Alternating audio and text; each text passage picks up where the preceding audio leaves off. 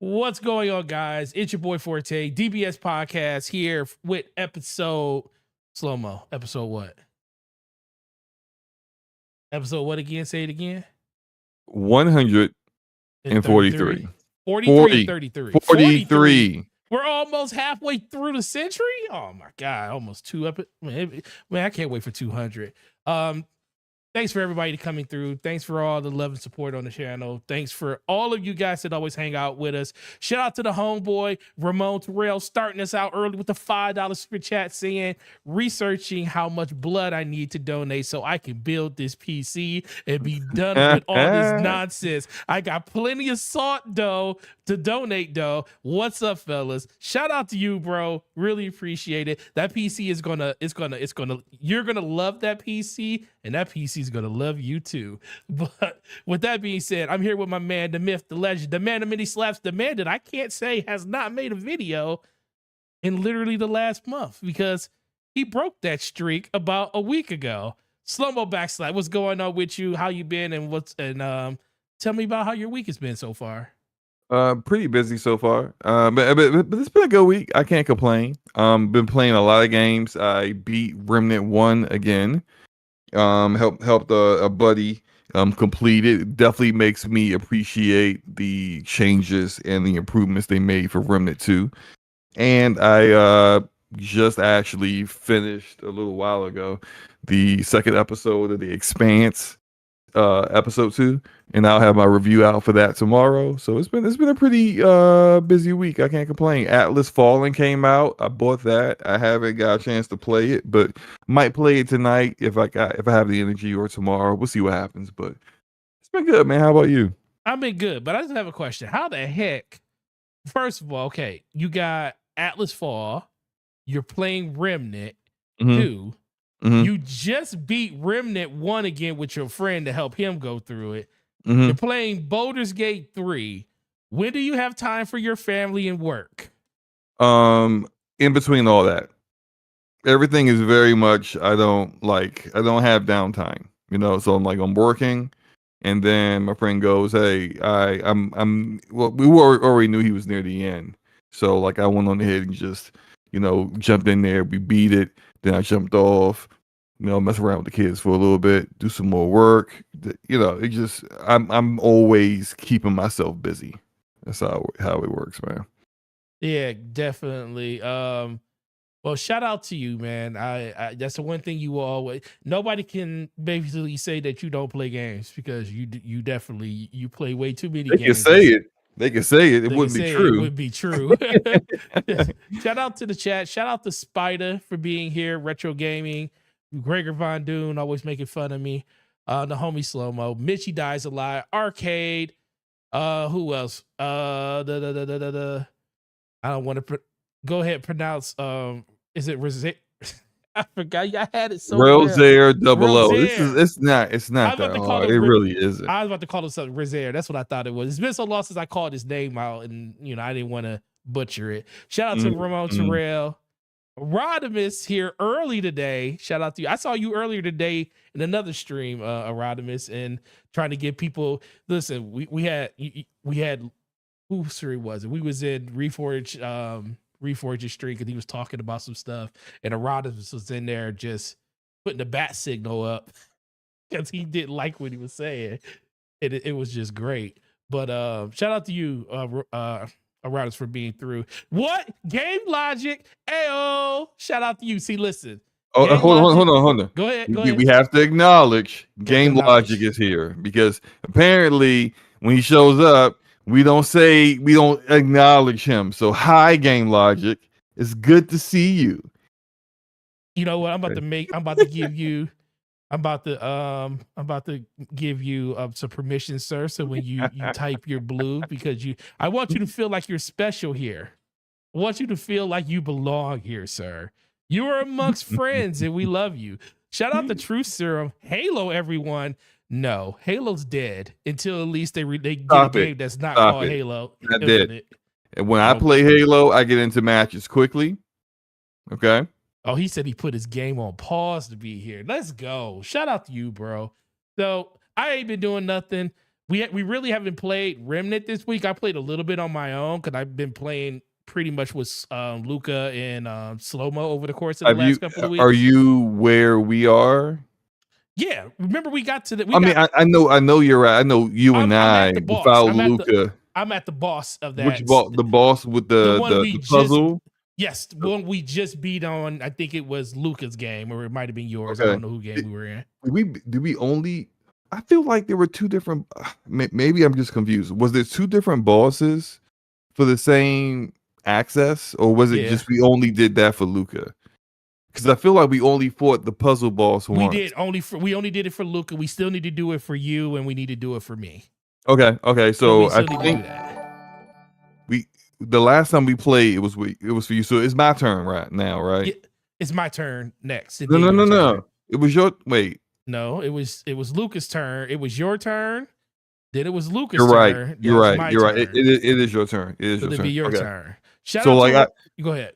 Maybe I'll stream it again tomorrow on the DPS channel because we haven't done a stream on the DPS channel this week.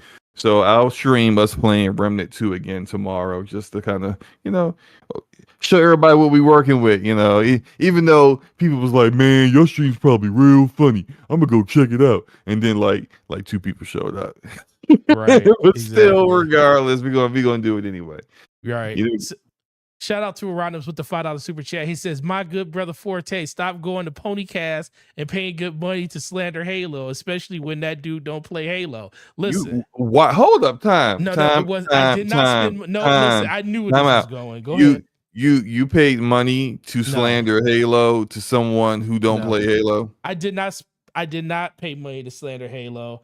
I was gifted a membership. And I was doing the membership thing, and it gave me the option to do a membership chat. So I didn't pay. So you still slandered Halo for no reason? Yes, because Microsoft slandered Halo. Halo was slandered by Microsoft first. Hey, are you gonna disagree with that? When's the last time you played Halo Infinite? No, listen, it doesn't matter. When's the last time you played it? Slow-mo, are you going to disagree with the fact that game was slandered by Microsoft first? Time you played Halo Infinite? I do care because you talking from an outdated position. Your position on Halo Infinite is outdated. The game is not dead. The game. It does not have the community it should have. It should have more. But the game is good now. The game plays great now. And it has a player base now. You talking about stuff about a game that you ain't played, talking in the present tense about a game that you haven't played in months. Slow-mo. Listen, stop frauding is what I'm saying. Listen, just because you stop frauding. No, just because you are not a man of gaming Forte. No, Forte. Just because you are not a man of your own convictions when it comes to things that you say you are not going to do. I told you, Halo, me jumping in Halo and considering that game the game that I wanted it to be 2 years ago and hoping that it turns into it now, it's been long gone. Gone, bro. But funny how you give Battlefield 2042 a second chance. Oh, I'll give that a chance. Why? Why? You know why? You know why? Make it make sense. No, because Halo was my first love, and we told them this is the thing. So you're biased. Listen, you're saying that Battlefield 2042 gets a pass. They don't get a pass. The Halo Infinite. But you play. No. We talked about playing. We talked about playing Battlefield last night with money. Yes, and Battlefield's great now. So is Halo Infinite now. No, but see, okay, there's a difference. What's the difference? I'm not forgiving them for what they did with Halo. I'm not forgiving that. That's like I can forget. Listen, listen. This is terrible. This is I can't believe you out here with double standards. It's not double standards. It's a double. How is it not a double standard? Halo's like a family member. Both games launched poorly, right? Halo's a family member, and Battlefield's like a cousin. That's the double standard. No, no. It's a double. I'm more disappointed that my family member let me down because we literally told them that they shouldn't do this, and they prioritize all of this other stuff. They prioritize bringing that game out a year before they should have brought it out. They're the ones that prioritize giving us a 9-month season almost. They're the ones that prioritize, all this past tense you talking about. We ain't talking about nothing that's going on right now in the game. Listen, when they come out with a game that's not called Halo Infinite, then you'll have me back in there because I'll never turn my back on Halo. I just turn my back on this game. This game is Halo. It's called Halo Infinite. I need a new Halo. It's Halo. It's Halo. Okay. So you said I will never turn my back on Halo, and then completely. I said I will never turn my back on what Halo, you just said. Literally, I said, but seconds later. I said I will never turn my back on the Halo franchise, but I am done with this game. This game, when they come out with another one, I will be there. Hey, and guess what, I'm just saying. And guess what, Slow-Mo? This ain't new. This ain't nothing new, though. Don't be subscribing to other channels telling them fraudery about Halo, okay? That's all I'm saying. Listen, I did the same thing. Look it up. I did the same thing with Master Chief Collection. I was 100% in from Master Chief Collection. Some of the best Halo games you'll ever play because it was all the good ones. And guess what? They fumbled it. And what did I do? I bought the game. Why are you talking about stuff that happened 7 years ago? Listen, I refunded. I 8 never years refunded ago, the game. actually. Every once in a while, I'll look at that game in my game library and I want to click on it and I want to install it. But my gut tells me, no, I'm not playing. Like, dude, I haven't played that game since I bought it the day that it came out. Why are you still talking? What does this have to do with Halo Infinite? No, because Halo Infinite falls in the same thing. They did the same thing. Look, we're gonna move on. This is what we know, though. You have a double standard. You are fine with Battlefield stinking in the beginning and being patient and waiting, because you did the same thing for Battlefield 5, by the way, waiting for it to get better. I did it for Battlefield 4, not 5. Whatever. One of them battle. You do it for all of them. Basically, they all stink in the beginning, and you wait for them, and then you champion them once they're finally fixed. But apparently, you can't be patient for things that you love. Hypocrite. I can't stand. This is disgusting. I am disgusted. Gamer fraudery is going on in the house. It was supposed to be Gaming Forte. I'm seeing gamer fraudery right now. Okay, whatever. Moving on to another thing. But no, Rodimus is absolutely right. I should, and guess what? I still care, because guess what, Slow-Mo? If you get me in there, I'll probably enjoy it. But it's just a simple fact. I know you will, because I manipulated you into playing the game earlier this year, and you had the ball. And I found a way to get the hell out again, because I'm still disappointed, dude. It's hard for me to get over the fact that they literally disrespected the number one IP that I love the most from them. I can't get over that. I can't. You can get over it. Hard. It's hard, bro. I'm just saying, it's hard. You can get over it. Moving on from that, let's talk about this first topic, Slow-Mo. First of all, shout out to you. I appreciate the passion and you always bringing me to the turf whenever you feel like you can. I appreciate that. But do. We'll do. Mission accomplished. Okay, but go ahead. All right. So let's talk about our first topic. I have it up on the screen right here. We have a tweet from an individual called Daz. He So you have it on. But maybe it's gonna take a second for me. I got it. I see it now. Okay. Yeah. So we have a tweet. He's talking about, I regret buying my PS5. There's no games for it. It's just the collecting dust. Now, Slow-Mo, if you see this, is this a screenshot or is it a browser view? No, this is the browser. This is the browser. I can. Okay, can you scroll down? Is there more picture to see? Yeah, I can blow it out. I just blew it in. So, let me move this. Oh, what? Did he take it to the beach? What? Listen. When you first see this PlayStation, hey, minimize your DMs. I did already. Okay. So when you see this picture, what do you think, Slow-Mo? If someone tweeted this out, what would you think? I would think that one, their home is extremely disgusting. That's one. Two, this is a troll because they took it and like I said, they went to the beach with it and then they just they tried to play like build a castle with it. Then pulled it out and then brought it back home and took a picture of it. But essentially this is a troll for the most part because there's just no way I can't look. Even if you don't dust in your home and you're that kind of person who's not very cleanly, right? My console don't even look like this, and I don't dust it at all. There's no way for you to get your console to look like that unless you do it on purpose.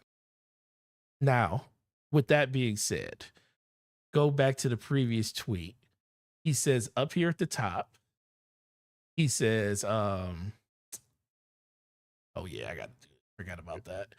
Did you scroll up? Because I'm not. Well, I can't scroll. Oh, I can't. I just have to do this. I know what it's right. There we go.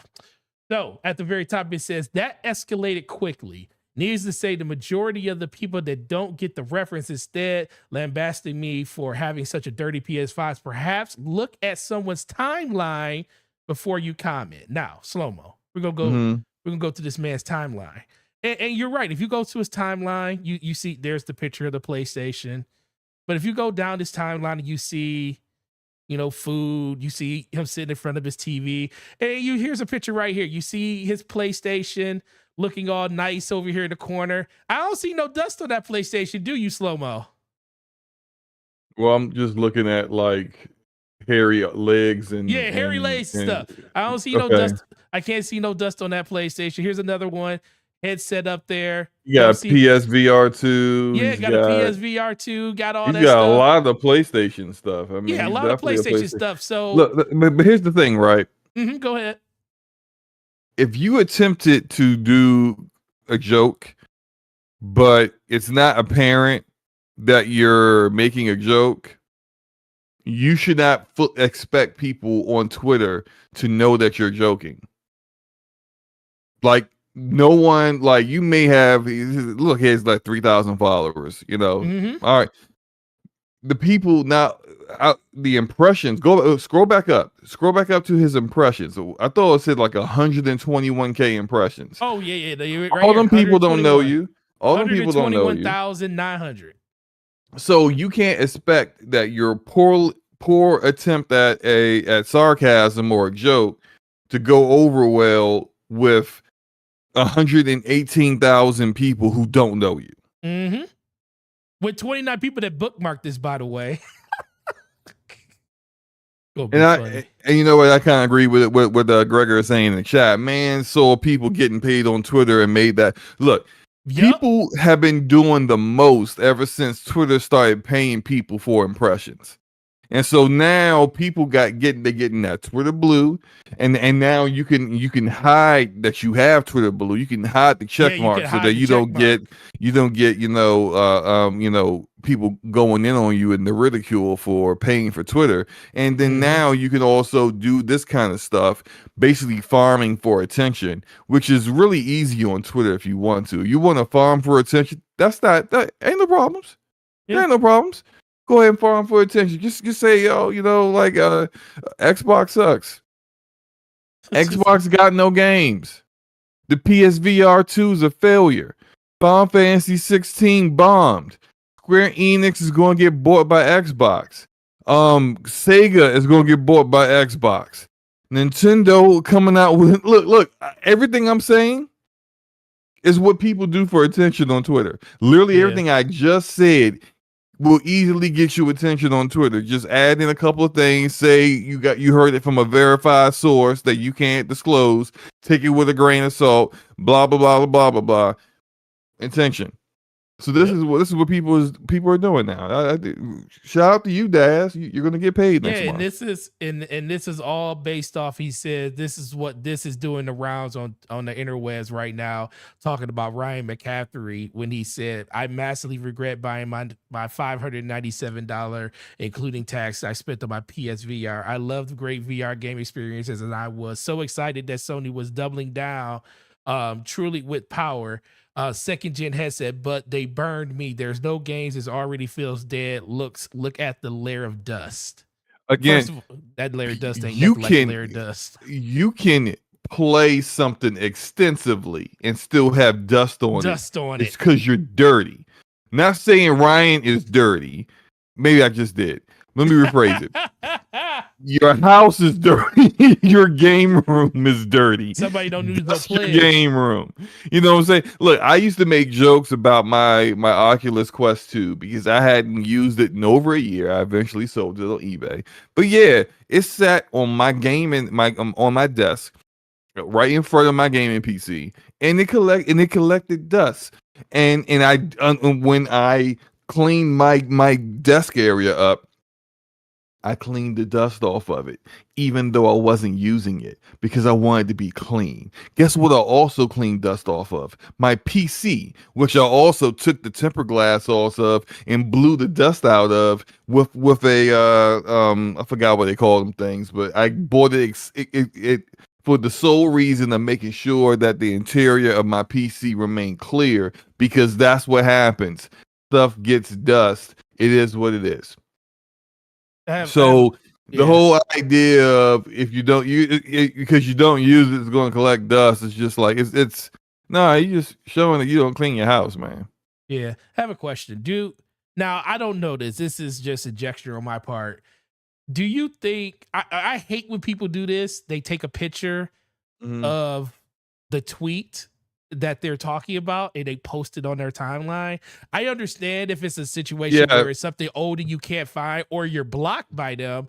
Right. It's probably a good chance that this dude isn't blocked by Ryan McCaffrey. Right. But he just it's a little beta. It's a little cowardly. It's a little It's a little Kevin Durant-ish, you know, a little beta male-ish, you know, to screenshot someone instead of just tagging them. It's mostly because they don't want the smoke. Exactly. They don't want to get ratioed to hell. Right. They don't want them to quote retweet you and go in on you. So they normally just do a screenshot, which, you know, I've seen a lot of that nonsense. Right. On Twitter it is what it is. Yeah, it's interesting, but that was just a little fun way to start the show because I saw it when I was like perusing Twitter today, and I was like, come on, man, you can't get mad because you literally started a fire in your own backyard. Oh yeah, he can get mad. You know, like this happens all the time on Twitter. Yeah, people all the time. willingly go out, whether it's about video games or not. I see it all the time. People willingly put their own personal business out there, get ratioed for it by the entire Twitter community, and then they try to act, you know, I can't believe people said this about me. Well, you know, dust your home. Or, oh, well, you know, you made a bad joke and it wasn't apparent that you were joking, because at no point in your tweet did it look like it was a joke. And plenty of people go on Twitter to troll just the way you did. And so, yeah, if you got ratioed and people hurt your feelings, well, them's the breaks, man. Stop, you know, being triggered over Ryan McCaffrey and go about your business and play your Gran Turismo, bro. Do you have Twitter Blue, Slow-Mo, and you hiding your verified post? I'm not paying for Twitter. I shouldn't even have Twitter. I feel like Twitter is just bad for your mental. But I'm on there anyway, and I'm Twitter anymore. We just got to remember that. No, it's Twitter. It is forever be Twitter. I will not call it whatever the stupid letter that Elon Musk wants it to be called. Yeah, your mama named you Twitter. I'm gonna call you Twitter. Okay, right. Your Twitter. So, all right. So let's move on to the next topic. Shout out to the homie Keith David for stepping in to play Commander Zavala.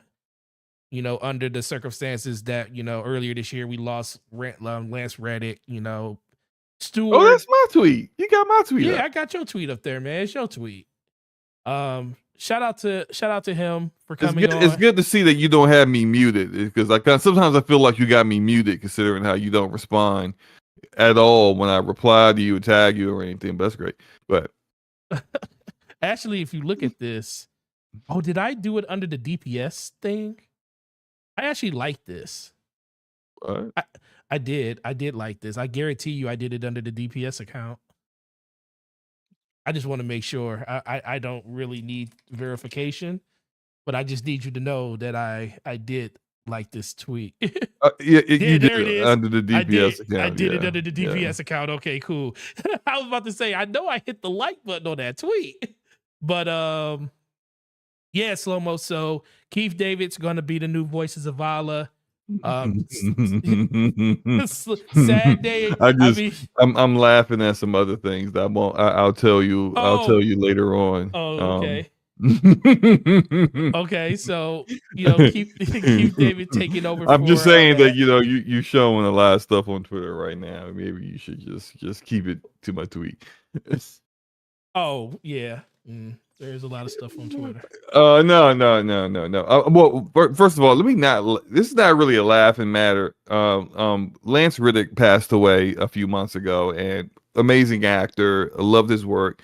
Really unfortunate for the people that knew him personally and loved him, as well as the people who enjoyed the work that he did and the work that he was doing in the process of still doing, which is voicing Commander Zavala in Destiny. And a move that I think was, if you're going to do this decision, this is something that I can actually say for once Bungie made a good decision, because a lot of people kind of look at this and compare it to what Disney's choice to never recast Chadwick Boseman as Black Panther and to just kill the character off screen and in the MCU as kind of like paying homage to the actor and the work that he did.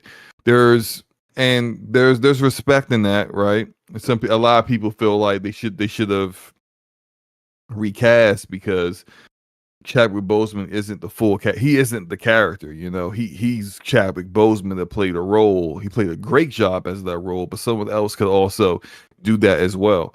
And I think that's similar to what Bungie has chosen to do with Commander Zavala. So Keith David, the legendary Keith David, who yes, sir. This man is a legend in acting and a legend in voice acting. He plays a part in he plays a role in one of my favorite movies of all time, John Carpenter's The Thing. He's been acting for decades. And he also plays Captain David Anderson in the Mass Effect trilogy. Does. And he does awesome work. You hear his voice, that's Keith David. As soon as you hear that man's voice, you like, I know who that is. Yeah, know who that is. The same way, you had that same feeling from Lance Reddick when I heard Lance Reddick in the Horizon Zero Dawn game. I was like, hey, yo, that's Lance Reddick. Because it's just like you just know by the cadence of his voice and how he pronunciates words, that's him. For Keith David, it's Keith David because of like it's like the timbre of his voice. Like he's got this deep voice that when you hear it, you immediately like it's like you gotta pay attention to the person that's speaking because it's how he projects. He's awesome. And they couldn't have picked a better person to replace Lance Reddick. If they would have came out and was like, hello, Guardians, we're going to replace Lance Reddick. We love Lance, but we've got a great idea. There's this guy, Slow-Mo Backslap. We're going to have him voice Commander Zavala. Outrage. Yeah. Throwing trash in the streets, people going crazy. I'm getting like, no, I can't do that. But Keith David is legitimate. Yeah. He's the man. So he will definitely work for this. Yeah, there was a lot of people, there was a lot of conversation around how would they go about doing this. A lot of people didn't know how much of, especially when coming up to the end of the Light and Dark saga, is Vala really going to be integral to the story after the fact? And a lot of people thought that they would just retire him to his office and he wouldn't have anything to do with the with the story anymore. You can like walk into the office and just see Zavala standing there, and he might say a line or something and grab something that Lance already had probably recorded. But he wouldn't be integral in the story no more. This kind of shows that there's still a lot for Zavala to do if they're actually going to bring another voice actor in. And this is a great choice. Like you said, whenever you hear his voice, you know who Keith David is, and I'm like, yep. And then there was a really cool there's a really cool video on Twitter. I didn't grab it, but he basically goes through all of like a lot of his well-known characters in movies, and he does the voice in a Twitter video of all those characters. Like in The Princess and the Frog, he played the what's in it, the sorcerer and stuff. It was really cool just listening to him go through the range of all the characters he played as, and even when he was like in Saints Row, it was really cool. But no, I like this move. It's definitely a move in the right direction.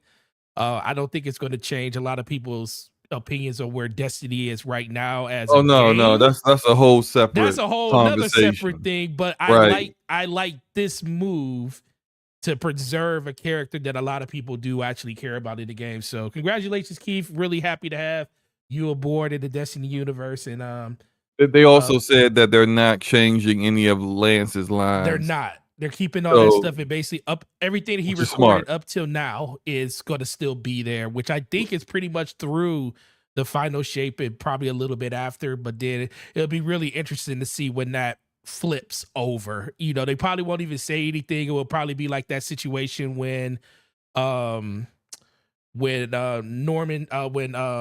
North took over for Peter Dinklage for the Ghost. One day you just popped up and the Ghost sound different. Like, what happened? But that's what it will probably happen.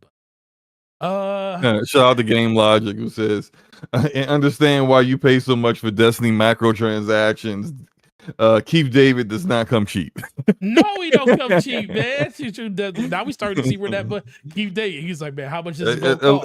At least the money's going into something. Hey, we getting some quality voice acting out here. That's one thing I will say. They do get quality voice actors. And I mean, and think about it, they're bringing back a lot of people. They're bringing back Nathan Fillion for the finale. They're bringing back a lot of people from originally that they didn't have throughout the whole show. So they're spending a lot of money, at least on that end, when it comes to just the voice side of it. All right, moving on to the next topic. We got Redfall. It still doesn't have their 60 frames per second patch. It still doesn't have the content or even an announcement of when the content is coming for all of the people that bought the Bite Back edition. If you didn't know, there was 2 different versions. Well, you could get Redfall in 3 different ways. You could get it inside the Game Pass. You could get it as the standard edition of the game, or you can get the Bite Back edition, which was $100. Gave you some cosmetic stuff, gave you a couple of weapons, some outfits. But the biggest thing is it gave you 2 new operators that was going to be released at a later date. Everything else was there on the day the game came out. And there hasn't been any info on what's going on with those extra operatives that was supposed to come in that edition. And that game came out in April, and it came out in May. Yeah, I ain't getting no extra. So we're already 3 months in. So Slow-Mo, what do you think? What do you think about this? What do you think about this? Yeah, I like how they call them operatives. What do you call them? So what do you think about this, look, you gonna get some of that. You gonna get whatever cosmetics they were working on.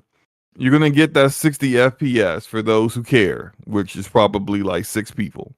But you ain't get them extra. I would love to see them actually launch new characters in the game and just see the response to that. But if it sucks for those who bought the Bite Back edition because they really got bit hard, right? Hard. Pause. But if of course this stuff wasn't coming out like by now. This is they came out in June, right? Yeah, May. Game came out in May. Okay, late. Yeah, okay. It was late May or early May. You said May 4th. Okay, 4th. So it's been about almost 3 months. It's been about 3 months. A little over 3 months. I knew when they decided to continue to go, knowing that the game wasn't going to have 60 frames per second, and made that announcement and continue forward in launching the game in May, that that content was coming out wasn't coming out anytime soon. Because if it was something that could be done in 2 or 3 months, they just would have delayed Redfall 2 or 3 months to make sure it had 60 frames per second and not take the PR hit that the game took. And then they could have also maybe would have fixed the AI so that the vampires didn't stare at walls while you shoot them in the back of the head, and that the humans weren't so like stormtrooper-ish that you could just stand there and just look at them as they're shooting all around you. Mhm. Like they could have fixed a lot of those things before launch, but like clearly that stuff is not close to being out. I think it'll still come out this year. But when it does come out, no one's going to care. It'll be like October, November when they finally launch some of this stuff. And I think as far as everyone is concerned, Arcane Austin, the devs that never wanted to make the game in the first place, Bethesda, propers, and the Max and Xbox, the gamers, everybody, release that 60 FPS patch, release the stuff that you are obligated to do because people pay for it, and get out. Just get it over with, get it done with, and move on. And make a game that people expect from Arcane Austin. Make a game that is stealth elements, real stealth elements, not walking up behind a AI broken goon and just like punching him in the back of the head and he dies immediately. Like no, like real immersive sim stuff that they are known for. Make that game, and then we can pretend like Redfall never existed. Hopefully. Yes.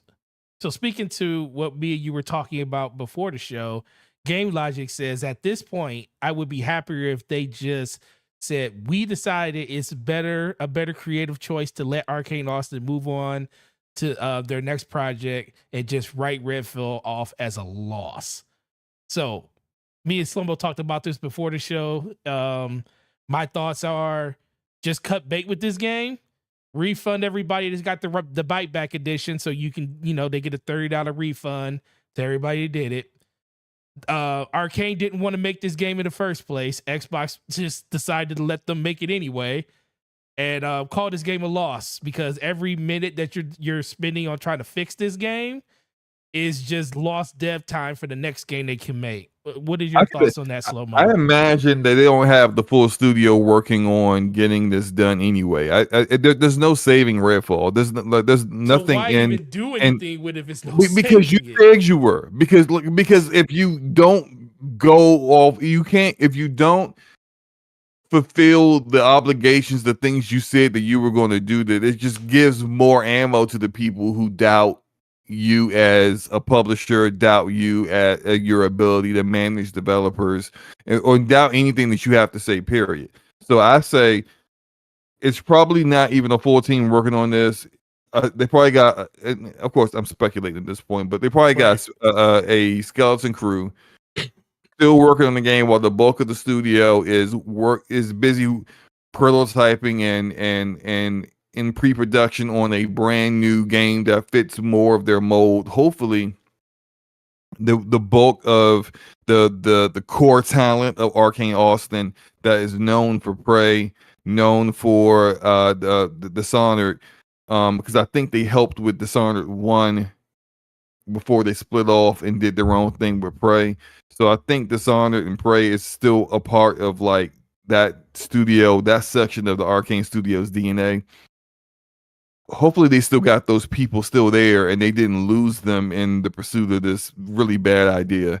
And they can just get back to making games that people want from them and the kind of games they want to make, more importantly. But if that takes like 85% of your studio is working on that, and it's just only going to be like 6 months of 20 guys doing this busy work to finish up what you should have had done from the very start, which is 60 FPS and whatever other extra content that comes out of it, then so be it. Right. Just get it over with, get it done, move on, and act and pretend like it never existed a year from now. Act like we're what? I like the color red. Yeah, I like the way it looks on me. Where I don't know where to fall. What fall? Like just pretend like it don't exist, right? Make a joke out of it, Right. but move on. And their next game has to be more of what people expect from them, and it has to be quality. Because what you don't want from after a disaster like this is to follow up with another disaster. Then you're BioWare. Right. Someone that people used to respect, and then you followed up a bad game with an even worse game. It's just at that point, people just they don't think you're that studio anymore, and you don't want that. It's going to be difficult to retain talent at that point. It's going to be difficult to move on, and you just don't want, I don't want that for them. Even though their games, the immersive sim game design has never really appealed to me. So like I didn't really care for Dishonored 1 and 2 or Prey or any of the really previous games. Really, I didn't like Deathloop either, but I respect that there are people who love those games, and I respect that the quality that they provided in those games, and Redfall was not it. So we can just uh act like it didn't exist no more, get done with it, finish the things that you need to finish with it, get it done and move on. I know where it don't exist either. See the screen? Oh my god, how many people are playing? 16 people? Why? Why should they do anything? Who are these 16 people? 16 people playing this game. Know what? I refuse to believe it's 16 people playing that game. This is what I think. There's 16 people who fell asleep at the main menu and it's just registering that the game is on. They ain't doing nothing though. 16 people play the game right now with an average of 27 over the last 30 days, down 6.3 for the month. A decline of 18%. Slow-mo. Aronimus said that they hired a secondary studio to finish this. I feel like that is still resources way too much for this game. That's a waste. That's a waste. Why are you hiring a secondary developer to come in and fix this game when all that resource can go towards whatever the heck they need to build next? I no. Listen, these 16, God bless these 16 people. I logged in the one time remember the tweet that I put out on Twitter when I was I walked out of the boat and I was looking at the water. I was like, is this supposed to be is this supposed to be water drops or a fountain? It didn't make no sense. So I just feel like they need to be done with it. I mean, I agree with you, Slow-mo. It doesn't look good to basically just move on from the game in general because it's a bad look for your reputation. It does, but because you said you were going to do this stuff, and just because the game is poor. Look, I have a great example. Here we go, bringing up BioWare again. I'm a BioWare stan, y'all know that, but still, yeah, it's cool. Mass Effect Andromeda, right? So Mass Effect Andromeda, when it launched, it was supposed to have a big expansion that was supposed to be the Quarian. What happened to the Quarian arc? Because there were all these arcs that went on to arrived in the Andromeda universe in the story, but the Quarian arc went missing, and that was supposed to be a part of the expansion that you could play after you completed the game. It would be kind of like a continuation of the story. The game bombed, right?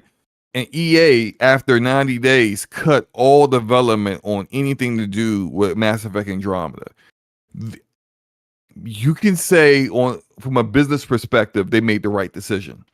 The game had been received poorly. It did not do well on the sales front from what they expected from a Mass Effect game.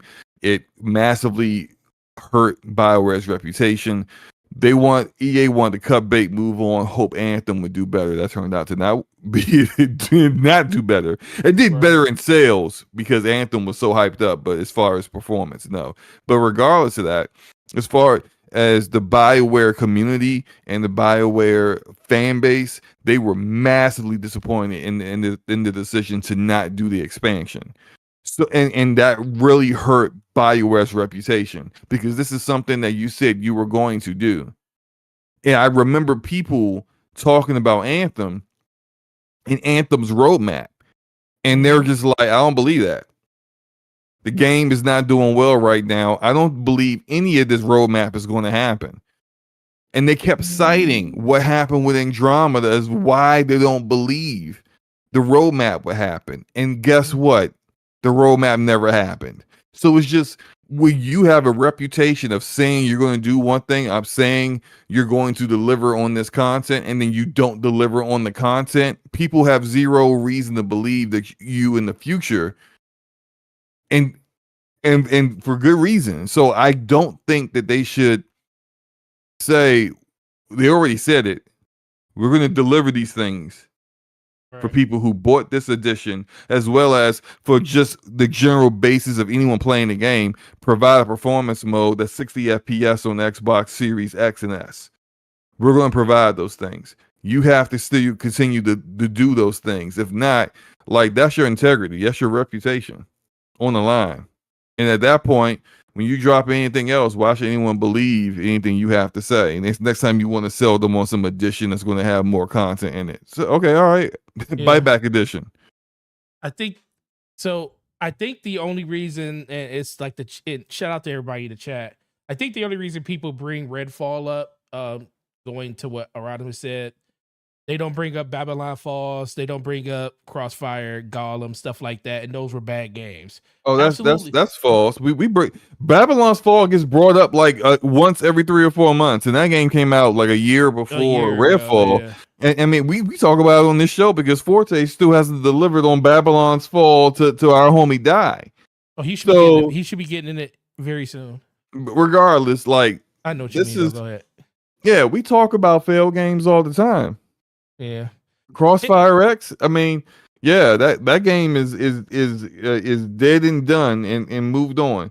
But Crossfire X, we knew where that was going to be before that launched, because Xbox distanced themselves from Crossfire X. Yeah, pretty swiftly. Yeah. Like, before, we didn't even know they stopped showing it at their showcases. They stopped giving us updates on where the Crossfire X was in development. And they basically was just like, when you found out about the release date, it was just because it was on the list of games coming out on Game Pass. I knew then, I'm like, they're not wasting time marketing a game they know is an absolute dud. But they can't do anything because they got a contract. They said they would put it in Game Pass. They got to put it in Game Pass, but they're not going to waste money marketing a game that no one's going to like. And they know no one's going to like it because it stinks. And they played it already. Yeah. It's what it is. And I think a lot of games that always get brought up are games that people actually cared about, honestly, too. And I'm not trying to say people really cared about Redfall like that, but it was just what Redfall was supposed to represent for the platform that people love to play on. Redfall was supposed to be the beginning of what the new Xbox and the direction that Xbox was going in, and that direction fell out the window like a dud. It just didn't hit, like, it hit nowhere near like it was supposed to. So it has a little bit more of a sting to it just due to the publisher and all the situation that's going on around it. If that game would have just released in a vacuum by itself, nobody would care. But the fact that it's tied to Xbox, it's tied to the beginning of a new, opportunity for Xbox to kind of change their overall presence inside of gaming, it kind of stands out a little bit more. And then guess what? Starfield's up next. And if and everybody thinks that Starfield's going to do it, I think Starfield's going to do it. But if it doesn't, it's going to move to the next game, to the next game, to the next game, until people just don't have a belief in whatever they're doing. And that's starting to happen now. So, Mass Effect Andromeda, like Ramon said, people still bring that up is because the first 3 games were so incredible, and that's my favorite franchise of all time, Mass Effect. And that game still it's not that it's a bad game. It just isn't a Mass Effect game. And that's how I felt about it. So we still talk about how terrible that game is to this day, even though on a scale of games, it really wasn't a bad game. It just wasn't what we expected.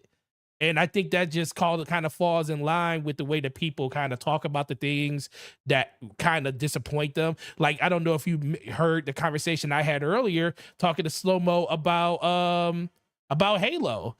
You know, he loves Halo. He plays it. I mean, I'm not going to say that he's in love with Halo Infinite, but he loves it more than I do. But I just can't jive with the direction they went with that game. So it's kind of hard for me to get back in on the wagon every once in a while to like kind of experience and enjoy that game, because I have a deep resentment on how that game was treated and how it should have been treated over the course of its development cycle. And I just can't let that go. And that's just me. And I understand that. So with that just being said, you know, people are going to have opinions, and I really appreciate those opinions, and I appreciate everybody's opinions in the chat. But it just ultimately comes down to, you know, everybody has something to say about this, and that's really all it needs to be. But Summer, you got anything else you want to add on to this one before we move on? We can move on. All right, moving on to the next one. We got Baldur's Gate 3 impressions. I refuse to play this game right now. Shout out to it getting the #1 Metacritic, even though it's only got 14 reviews right now. You refuse to play it right now. Well, because I'm not going to play that right now when I'm still playing Remnant, and then I got Starfield literally in, 2 weeks, 3 weeks? I'm not going to get into that game with Starfield right around the corner. It's not going to happen. I'm not going to play it now. I'm not saying I'm not going to play it. I'm just saying I'm not going to get into it right now, because I'm looking more forward to what Starfield's going to bring. And especially with me not being here next week until the end of the week, that's like a whole week of games I'm not going to get a chance to play. So I'm already going to be behind the 8 ball for a week anyway. So I'm not going to start that one knowing that in 11 days after I come back, Starfield's going to be like literally knocking at the door. But what are your impressions on Baldur's Gate so far? Well, so far it's deserving of the praise that it's getting. And that's minus the console war, Yes. foolishness of people trying to use it as like a weapon against Starfield. It's just a high quality RPG. Larian doesn't miss. They haven't missed so far. Larian has always delivered on high quality. They kind of remind me of, not necessarily in game design, but in their approach to their IP and delivering on content. Blizzard, old school Blizzard, where Blizzard used to not want to release a game if it didn't match or meet their internal measure of what quality was. And that's because Blizzard never wanted to be associated with the kind of stuff we see Blizzard associated with now. Like, if you look at right now, Overwatch 2 was released on Steam, and the Steam reviews are overwhelmingly negative. And they're negative because of the broken promises of Overwatch, the lack of content, and just the game basically. I mean, at one point the game went with 3 years with no new content. It's egregious. And that's like, Larian reminds me of old school Blizzard, where they canceled. They had a game that was supposed to be coming out that was supposed to be similar to Destiny, and they canceled that game because it didn't meet their internal level of quality. Larian is the kind of studio that just they will only release it when it's ready, and and that has worked out for them tremendously. And I'm happy to see, the same way I was happy to see like From Software really get to come up, where people started to really respect the work they did. It kind of started with Sekiro, and then we saw it really, show with Elden Ring. I like that Larian is getting that level of respect on the mainstream level now. It's just good to see. And the game's awesome. I know there's a lot of memes about all the sex stuff, and it's funny. But for the most part, like, what you're looking at is a true RPG with so many different methods and ways for you to accomplish the goals that are set forth before you. I'm actually really shocked with the level of the writing, which is really good, and also like visually, the level of detail for even just random NPC characters in their face, and just like you don't see that normally. Normally, like I'll use Control as an example of this. A lot of games, what they do is that the main character and like maybe a good portion of the side characters will have be mocapped, or they'll put a lot of loving care in the animators and the artists in making sure that those characters look good. But then when you see other NPCs, you're just like, ooh, like there's like half the pixels are used on your face and it is for the main character and stuff like that. And Control, you can tell the obvious difference between like the custodian, the main girl, and then like maybe some of the other employees. But then you look at like some of the dudes, it's just random soldiers or whatever the heck they are called, that's just going around holding guns, and you're just like, why did he even have a mouth and nose and face and eyes with how little detail is there? And you look at Baldur's Gate 3, and like I will find a goblin that looks as detailed as my main character or the main people in my party. Just other random characters I'm running into, and they all look amazing. And I just like that level of detail. I appreciate that because I don't see that very often. But I'm having a good time with it. I wish I could devote more time to it. I'm still very early in the game. I probably got about like 4 or 5 hours in it right now. But it's a game that I'm definitely going to spend a lot of time in, and I know for certain I'm going to play multiple times because it reminds me of Dragon Age Origins, which is one of my favorite games of all time. And with Origins, I don't even know how many times I've played Origins. It's been a lot. So when a game that can has this many endings and this many ways of doing things and accomplishing goals, I just know I'm going to end up playing it again and again after I beat it. Do you how so are you more, I know you love free form when it comes to like combat and stuff, so how are you adjusting going back to the turn-based style of gameplay? Or have you It's or you fine. I just mean, I don't mind. When my RPGs, I don't mind if it's the action RPG like Final Fantasy 16 or Tales of Arise. I don't mind that, or versus turn based, or in the movement when you're using mouse and keyboard on PC is point and click. yeah. But this is more of a turn based. You have your list of people of when they're going to go and when they can do an action and attack and stuff. And but the cool thing with Baldur's Gate is you really use the environment to kind of help you too. And then also, and they're showing it now on the screen, the dice rolls, this old school D&D dice rolls for certain things that can actually help you avoid combat in some situations. Like right now, I'm so fairly early on, and every battle can be fatal. That some if I can avoid fighting, I will. And if I can trick someone into not fighting me, or at one point I went into a village where goblins had killed everyone, and they were running the village, and they were coming at me, and I convinced them that I was more powerful than that I was, and they decided to skedaddle. They just got by there, and I was just like, because I don't know whether I really was going to win that or not, So Right. it's just it's an amazing game. And this, I think we have to reevaluate what we think would be game of the year this year because of this game. Yeah,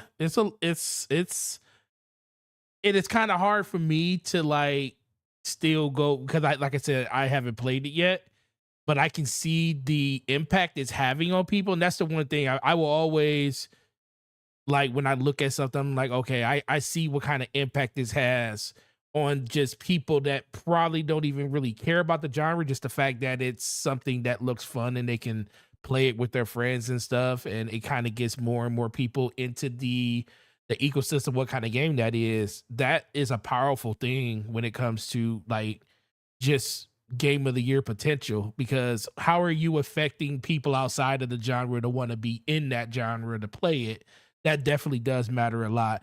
But we do have to games like this. What they go ahead. do is they open the floodgates up to gamers who aren't normally into this kind of game to give it a shot and may become fans of it.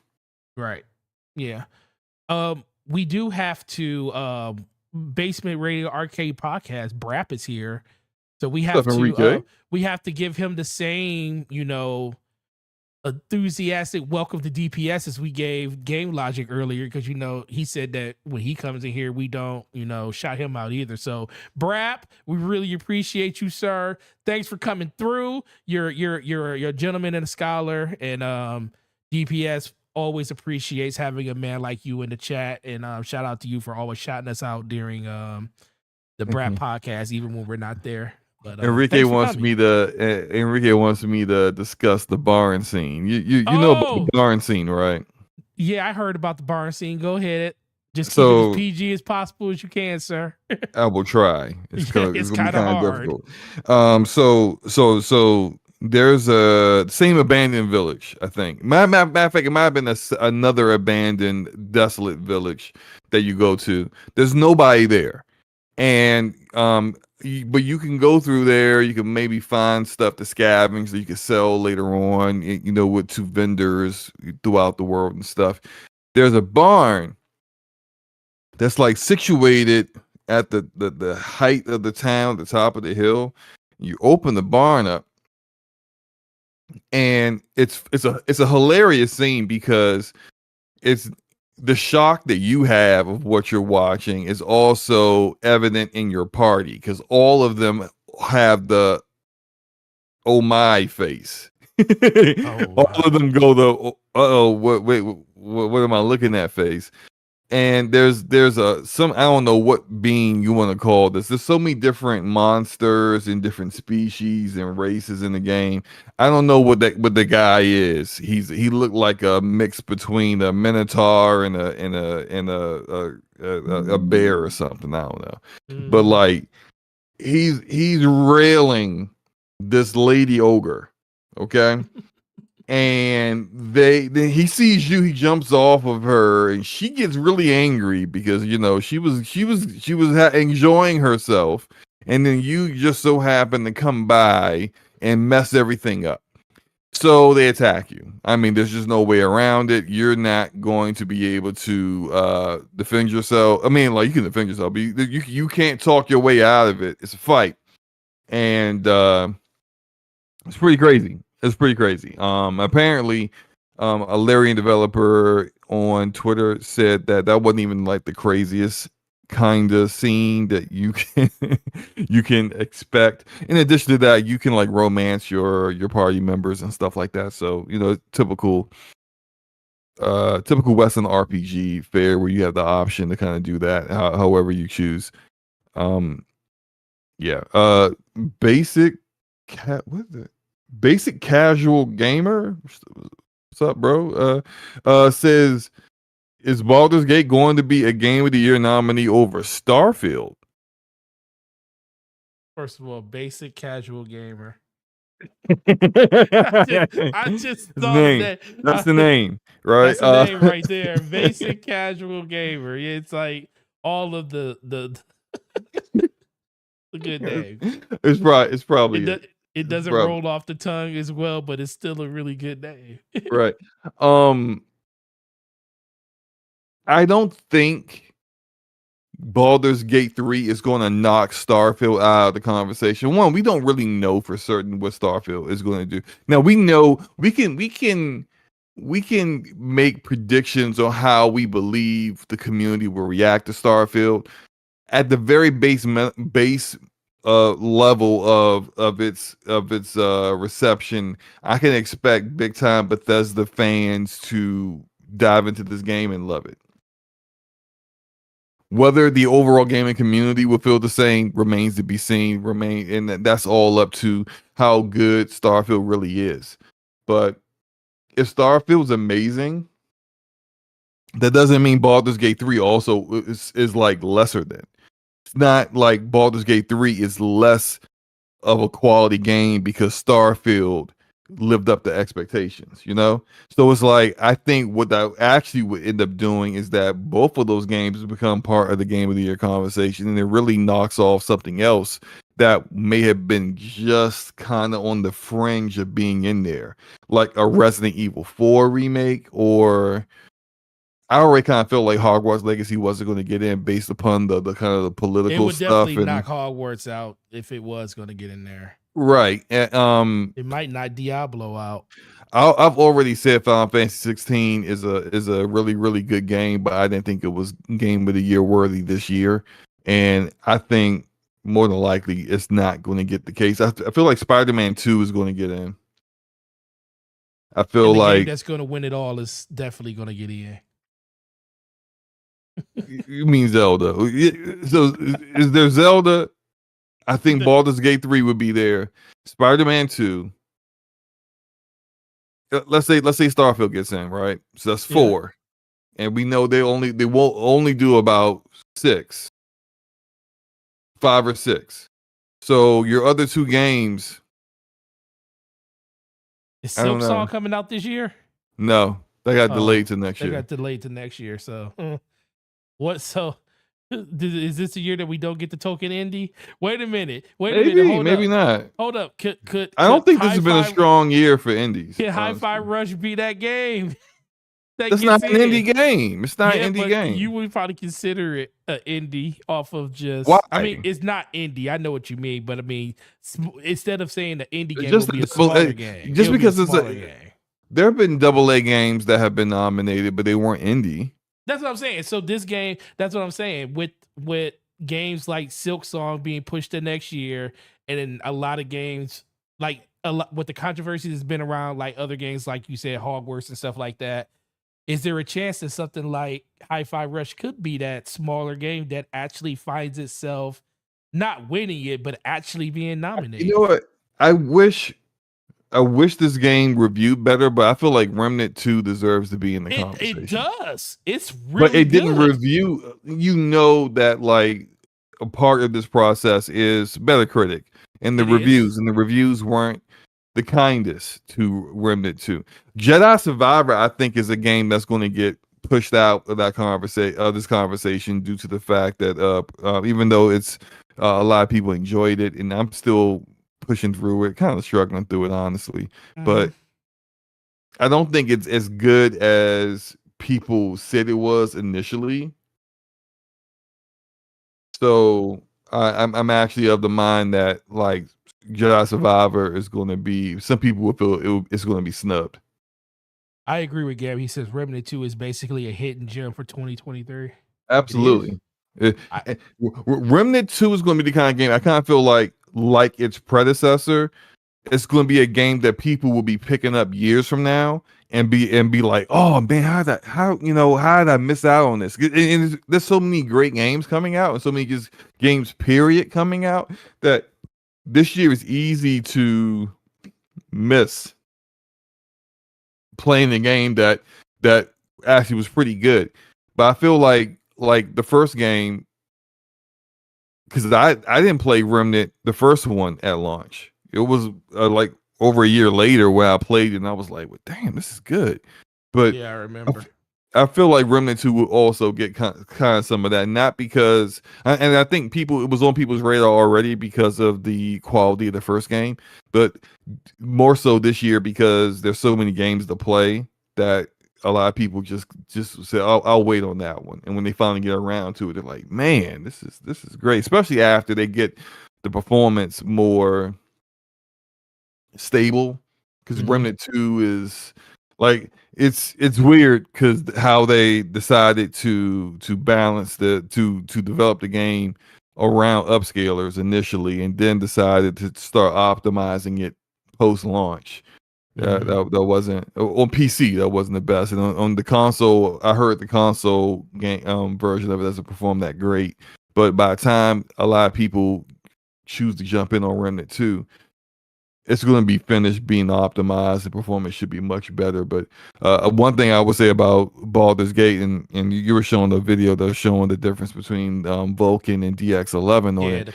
It's not a DX12 game, so it doesn't have to deal with the shader cache compilation issues that DX12 games have. It's DX11 on my PC. I've been playing it 4K, native 4K, no upscaler, and getting like, I mean, like it's been averaging anywhere between like 80 to 100 frames per second. So yeah, it's been performing great for me. I haven't noticed any bugs at all. I mean, maybe one visual glitch one time when in the very, very beginning in the little cutscene when you're like in this pod, and I actually changed it because I didn't like the way my created custom character looked. So I deleted that playthrough and start. I mean, it was like 5 minutes in, so I could start over and made a different character. But I saw like some like the pod opened and like parts of the pod didn't open with the top of the pod, so it looked like it had like artifacting, just kind of just like floating in air. And every now and then you'll see something like that, but otherwise, outside of like small visual glitches, it performs great. It right. probably will perform really well on PS5 as well as Xbox when it eventually comes out on Xbox as well. Yeah. So, what do you think of the overall push? The game's out on PC, 97 Mhm. Metacritic, comes out on PlayStation 5 the same day that the of as the full version of Starfield, for everybody comes out. Yeah. What do you so what do Early you access also is a little bit is a earlier little bit for it on earlier, September PS5 as 3rd. well. So yeah, So yeah. what do you expect the first month? We'll get into a lot of Starfield stuff at the end, but what do you think the first month of September is going to really look like when it comes to I that think it would game? do well. Well, one, Larian apparently only like the highest concurrent player count they expected on PC was 100K, Mm-hmm. and they've got nearly 1 million I know it's concurrent ridiculous. players right now. So this has already far exceeded their expectations. It was at one point, I don't know if it still is right now, but at one point it was the number one pre-ordered game on PlayStation, and that's bear in mind pre-orders are up for Spider-Man 2 right now. So that's more pre-orders than Spider-Man, a first-party game, and a very, very popular character and IP.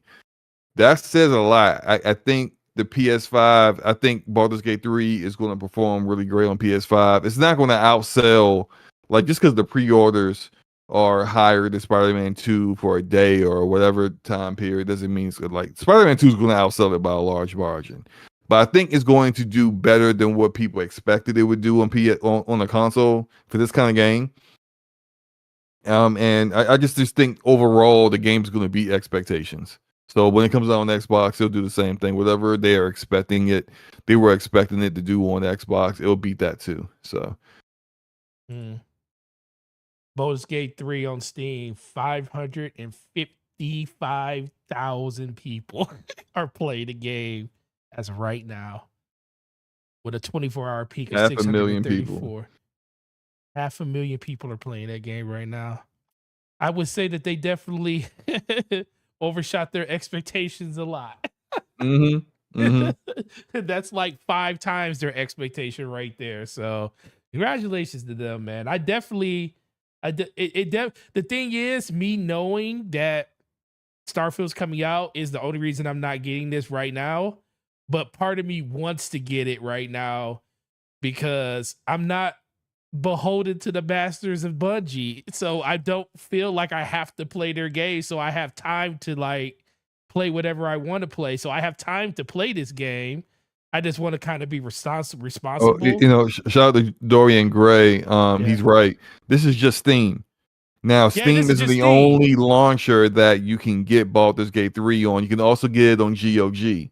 And then if you and yeah, if Steam's all-time peak is 814K, more than likely they've had over 1 million with if you add in GOG. GOG's not going to outdo Steam on number of players, Yeah. but it's also no slouch either. So it wouldn't surprise me if they had enough to get over that 1 million. Mm-hmm. Yeah, and you're right about that. I think in general it just ultimately comes down to what is everybody going to be looking forward to. So, but this game looks like it's going to be something to reckon with. I like it. It actually took the #1 spot from Zelda as the best reserve. I mean, not reserve, but the best rated game on Metacritic. So, I actually congratulations think, to them. some people may disagree with me, but I think it was smart for them to have their full release date be the same day as Starfield. Because it's not on PlayStation. It's not on play. You're right. So, It's so not you on have an entire PlayStation. community that would, they have a choice. They could go buy an Xbox to play Starfield. They could go build a PC or buy a pre-built PC and play Starfield. Or they could buy They a could, game they could, that they has could, they one of could the play best it off of Metacritics. their Samsung TV if they so choose to, Oh or man. they could play this highly rated, critically acclaimed other RPG that is somewhat different, but also provides almost the same level of choice and freedom of movement, freedom of getting into the game and doing the things that you want to do the same way that Starfield will.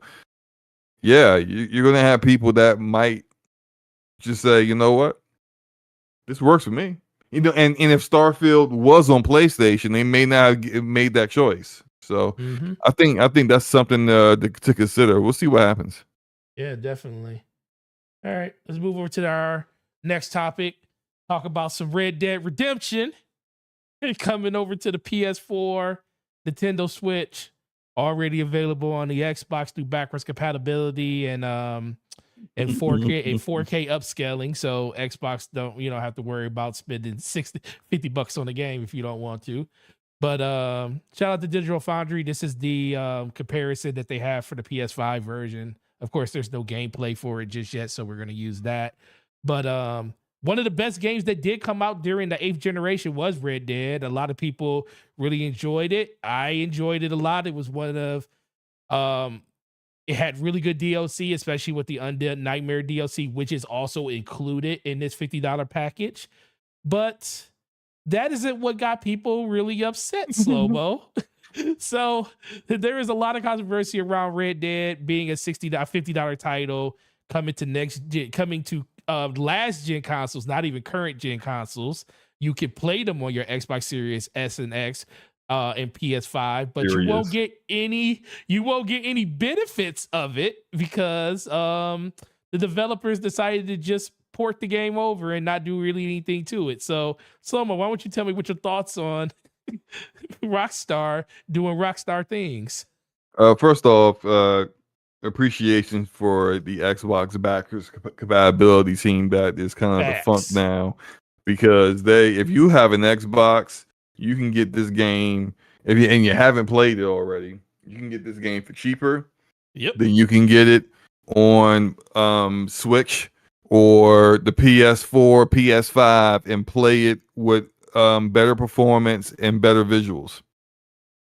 And You know what? Let's see in how much light it of what I is. learned from you yesterday, because I had no idea about the sales of that GTA trilogy they did.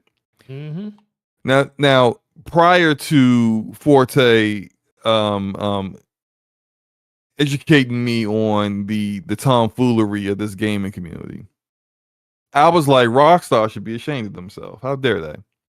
How dare they keep doing this to people, not doing bare minimum effort, not putting the time in, not modernizing the game for current gamers. It's 2023. The game came out in like 2010, 2011 or something.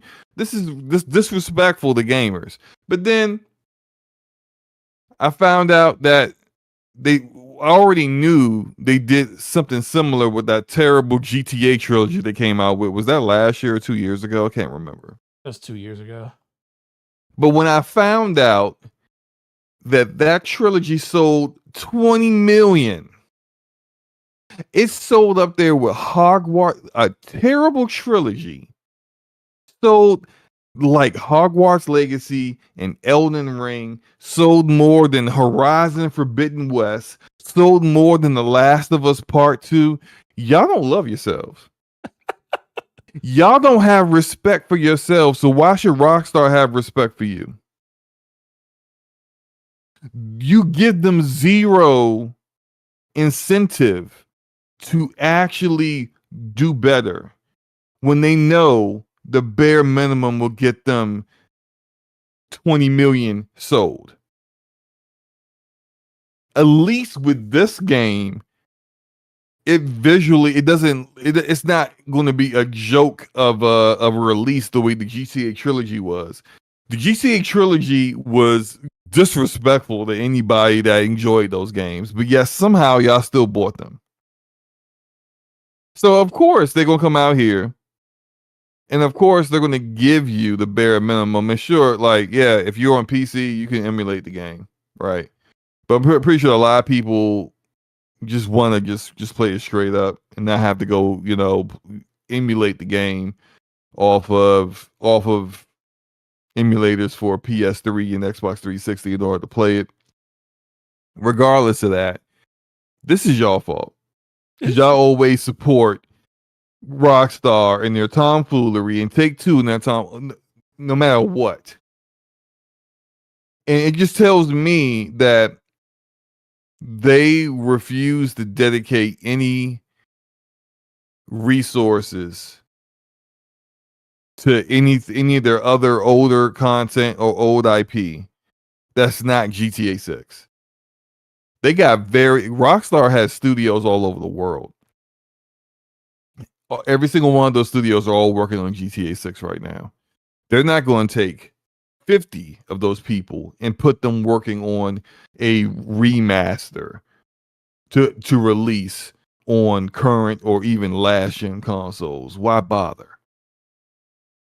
They'll just port it, outsource it to some support studio, and port it to you and make 20 million.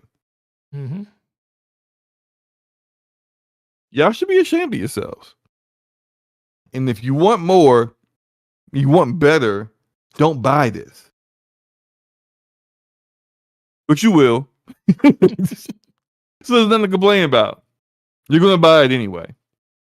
So, Take-Two Interactive just published its fiscal year 2023 earnings report that outlines the total sales of major franchises like Grand Theft Auto. The numbers show that GTA series has sold over 400 million copies worldwide, up 5 million units from last quarter. GTA 5 is also about 5 million shipments from third quarter as well.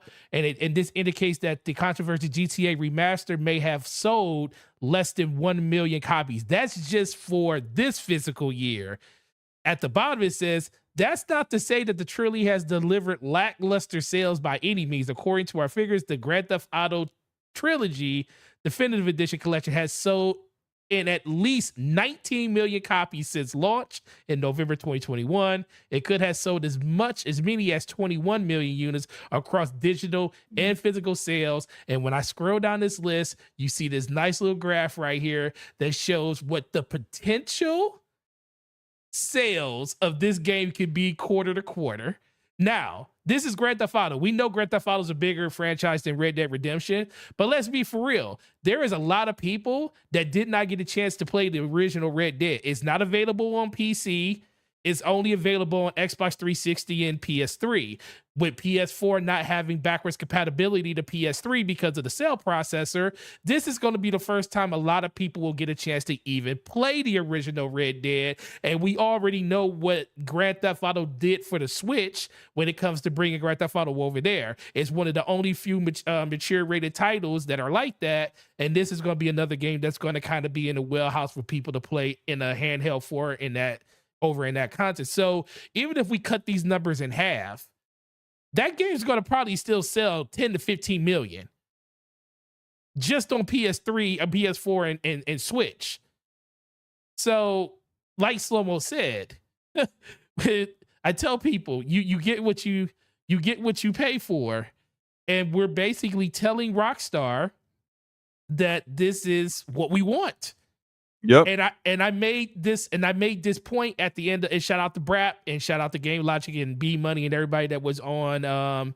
And Doc, he was on there too. We made this quote at the very end. A lot of people made fun of all the people that was posting videos and pictures of all the crazy stuff that they saw inside the Grand Theft Auto trilogy. Like it was all over Twitter. But when you sit back and think about it, those people actually went out and bought that game. So we were laughing at the fact that we saw it, but you weren't thinking like, wait a minute, you actually bought this game to be able to post these screenshots and these videos. I'm not talking about the people that retweeted it and stuff like that. We're talking about the people that actually posted this stuff online. So you actually went out and paid for this, and then you had the nerve to make fun of it. Now, there's nothing wrong with that. You know, Twitter is a place to have fun every once in a while, but that was nothing but engagement. I legit thought those screenshots was coming from like reviewers. No, they were coming from people. People like me and you that bought the game. And I mean, great. And look at it. Y'all don't love yourselves. I'm gonna say like if you buy this Red Dead Redemption on Switch and for PlayStation, you don't love yourself. Let me say right now, you don't love yourself. You like punishment. Like you might enjoy some S&M. You might enjoy being tied up and whipped every now and then. That might be a little kink that you have. You might be having dreams of Strauss Zelnick like choking you. Man, Strauss out here taking people to the bank, literally. Literally taking people to the bank. And let me walk you to the bank and empty your bank account. That's literally what he's doing right now. And good for him. Yeah, I think it's a great business move. It's just not a gaming centric move for gamers, but when have companies, and I try to tell people all the time, when have it's companies awful for gamers. Yeah, when have companies really been for gamers? If it was up to them, they would give you the lowest quality stuff. And I'm not talking about the developers, because I think developers think completely different than people that sit in boardrooms and make decisions like this, because they are about money. How do I make 25% year over year more than I made the year before? And guess what? And that's the thing about Take-Two. They have a franchise in Grand Theft Auto that prints money, and then, and like Game Logic said earlier, it's not even Rockstar that's doing the port for this. Rockstar said, we ain't got nothing to do with what happens with this game. Put the game, if you want to have somebody else come in and port it over to, the PS4 and Nintendo Switch, that's fine. Because guess what? We got our heads down working on Grand Theft Auto 6, which is going to dwarf all of this stuff when it comes out. You think Grand Theft Auto 5 did good. Wait till that game comes out. You're going to probably see 100 million in the first 3 years. This footage that you're showing, is this from Digital Foundry? Yeah, this Digital Foundry's video on it. Well, I didn't see that. Maybe I'll watch it later on. Shout out to B Money in the chat. Shout out to B. No, he's in the DPS channel chat. Okay. Shout out to you over there, bro. Shout out to him. Appreciate you, bro. His comment might be a bit old. He said, "Don't shout him out." I think he was talking about Game Logic. Oh. Yeah, shout out to everybody in chat, man. 50 people watching, 29 likes. Make sure you hit that like button. Really appreciate that. Definitely lets everybody know that it's lit over here. So with that being said, Slow-Mo, where do we go when it comes to just asking for more for the money that we spend on these experiences? Where do we go from here if this is going to be the blueprint going forward? You're just going to hope that, I was actually thinking about this earlier today, because you can't stop the masses from buying it. It's kind of like Madden or NBA 2K, where the game is so mainstream and so like well regarded by casuals that when they decide that like, oh, if they think about buying a console, they think about, but here are the games that I'm going to play with it. I'm going to play Call of Duty.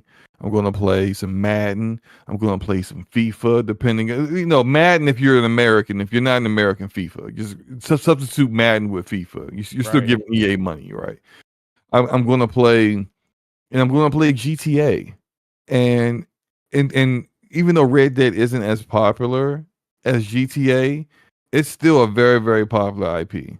And yeah, you just at the best that you can hope for is that at some point Rockstar, if they don't want to use resources that in the future that could be used for, say, like putting together new concept for GTA Online or working on GTA 6, that they will just create a separate studio not called Rockstar that will actually remaster these games for future consoles. Because they're part of the reason why they're able to do this is that although the game is like 12 years old, it's still probably playable on hardware like the Nintendo Switch, and then it still probably can work for just putting it on a PS4, right? Right. But in the future, when we get up to like PS6, when we get to the next Xbox, when we get to whatever Nintendo's calling this new piece of hardware next year, although that one probably will have no problems playing straight ports like this, it's not going to be acceptable for much longer. I think you're going to have like a studio come out and actually do something that can get people, newer generations of gamers, attention. Because I could see the game isn't like hideous. So like I can see someone who was like too young to play Red Dead 1, but old enough to play Red Dead 2, really enjoy Red Dead 2, and then they see this and they're like, all right, well, like I want to see the rest of that story, because the way if you play through Red Dead 2 and you play the epilogue, the epilogue kind of rolls into Red Dead 1. And then, maybe that would be, a good way for people to jump in. But once you get to like maybe 2028, that's not gonna fly no more. It's just not. It's just not gonna fly no more. So we'll see what happens. But like outside of the casual gamer not basically treating this game the way they treat all their games, there's just nothing that we hardcore gamers can do about it. Like the reason why Madden stinks and has stunk for over a decade is because the casual gamer continues to buy it. They continue to get the ultimate cards, the ultimate, whatever that stuff is, and they're giving EA billions annually. And so EA has no incentive to do better on Madden, to make Madden better, to not have the PC version be a broken mess, to not just do basically minor changes in a roster update every year and charge you $70 for it. They got no reason to do any better than what they've done because you continue to keep buying it. Same thing with the 2K games. It's the same thing. So until our spending habits change, and not necessarily us, maybe some of us, but the overall gaming community, that's more than just the hardcore gamers, nothing's going to change. So, yep. Sorry for that dose of cold water. Listen, man, everybody needs a bath every once in a while. But, I think GTA 6 probably is going to be pretty awesome, I think. Man, I think that's gonna be. I think Like that's gonna be something. it's going to be kind of like a generation defining game probably at this Listen, point. man, they literally skipped a generation to make that game. Yep, Li- yep, yep. Literally Because skipped the yeah, whole GTA generation. 5 is a late 8th generation. Wait, hold on. We were on 2000, I ninth, think it was 7th 2011. generation. It's No, a late 7th. 2013. Yeah, it's a late 7th generation. I remember playing it on 360 and Yep. then buying the Xbox One version when I got my Xbox One. And they So had yeah. and they had the nerve to make us wait. What was it? 2 years after the 8th generation came out to buy it again on Xbox One and PS4. And now they made his way the whole generation to even get Grand Theft Auto 6, which is wild when you think about it, because they were turning out GTAs during the PS2 era.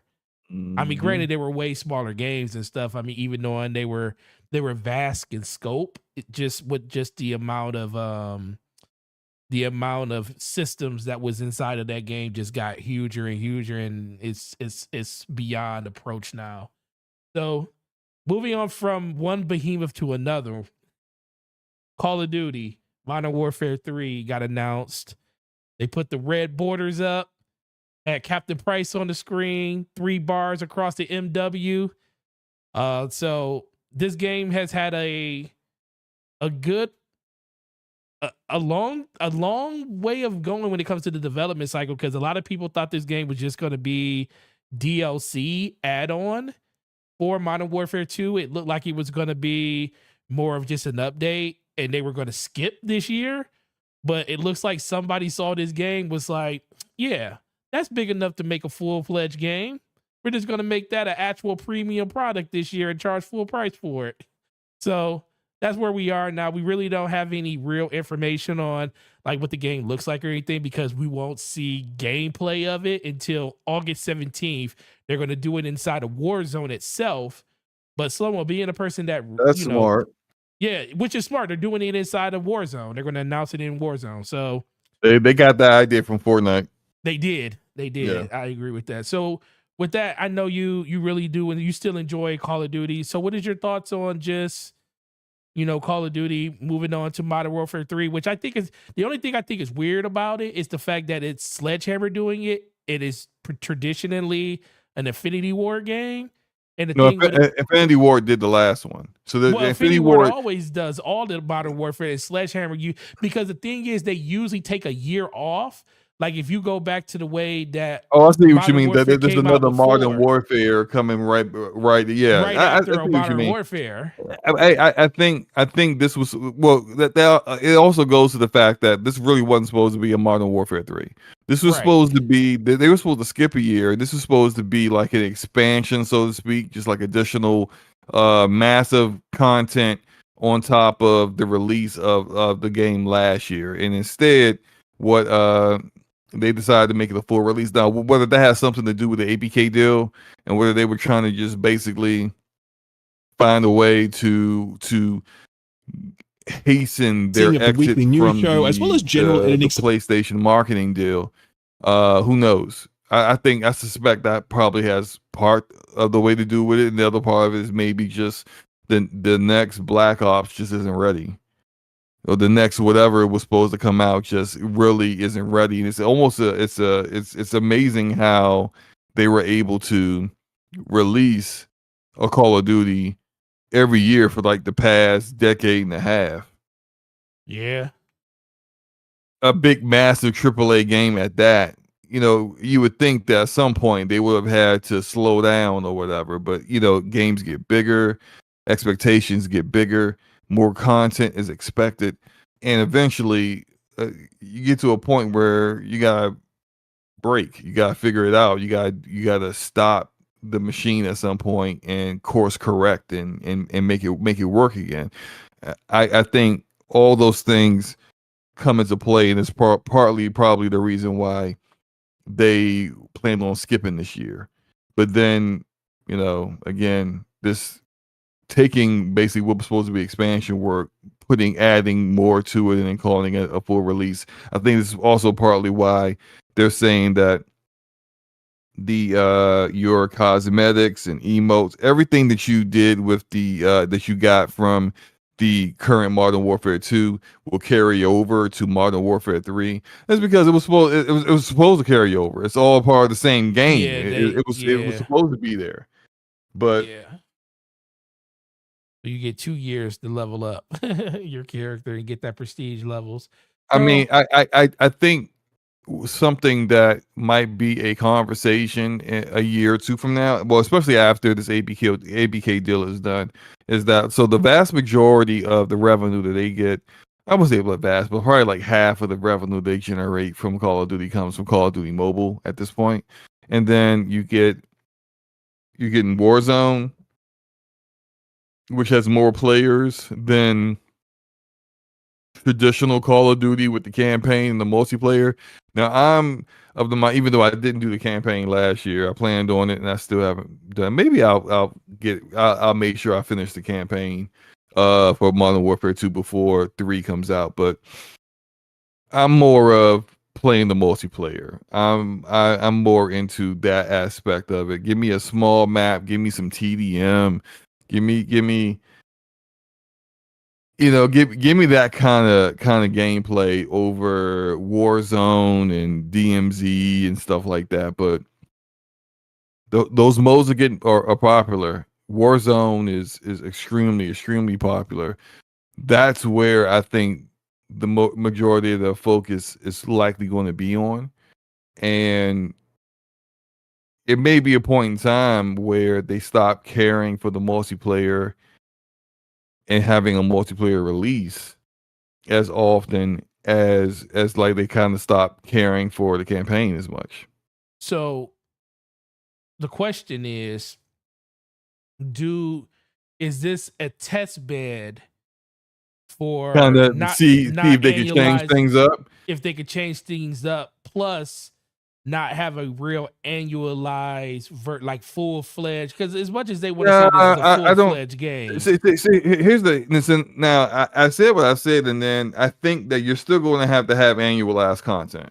No, I'm not Because saying I think they're gonna have that. I'm thinking, but the $300 million game, instead of having that, things they that have a look game in the last middle year. that's more a smaller version that just continues what you did from the year before. So the Call of Duty that you get, that's the real mainline game, is the one you're gonna be playing for like a 2-year period, and then they give you something smaller that adds to that story but continues your multiplayer progress for the next year. It basically gives like the overall Call of Duty, like overall game, a complete 2 years off.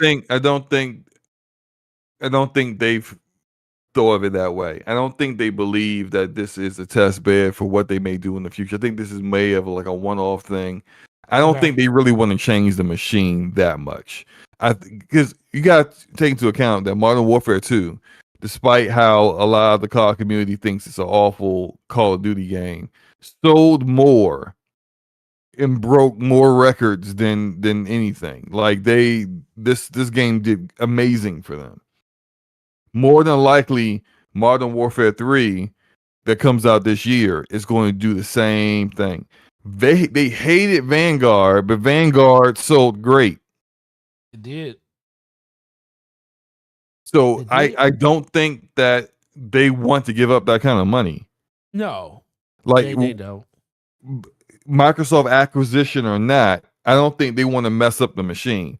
Now, yeah, Call of Duty Mobile generates the bulk of the money, and Warzone is more popular, but that's still like you have all that stuff and then new guns and weapons that go into Warzone and all this other stuff tied into the new annual release.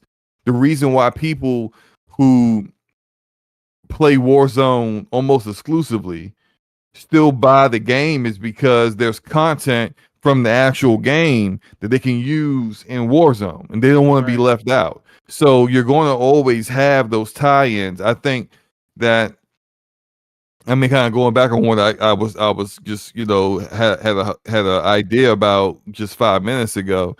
They can't really, I'm not saying they can't afford to. They can afford to, but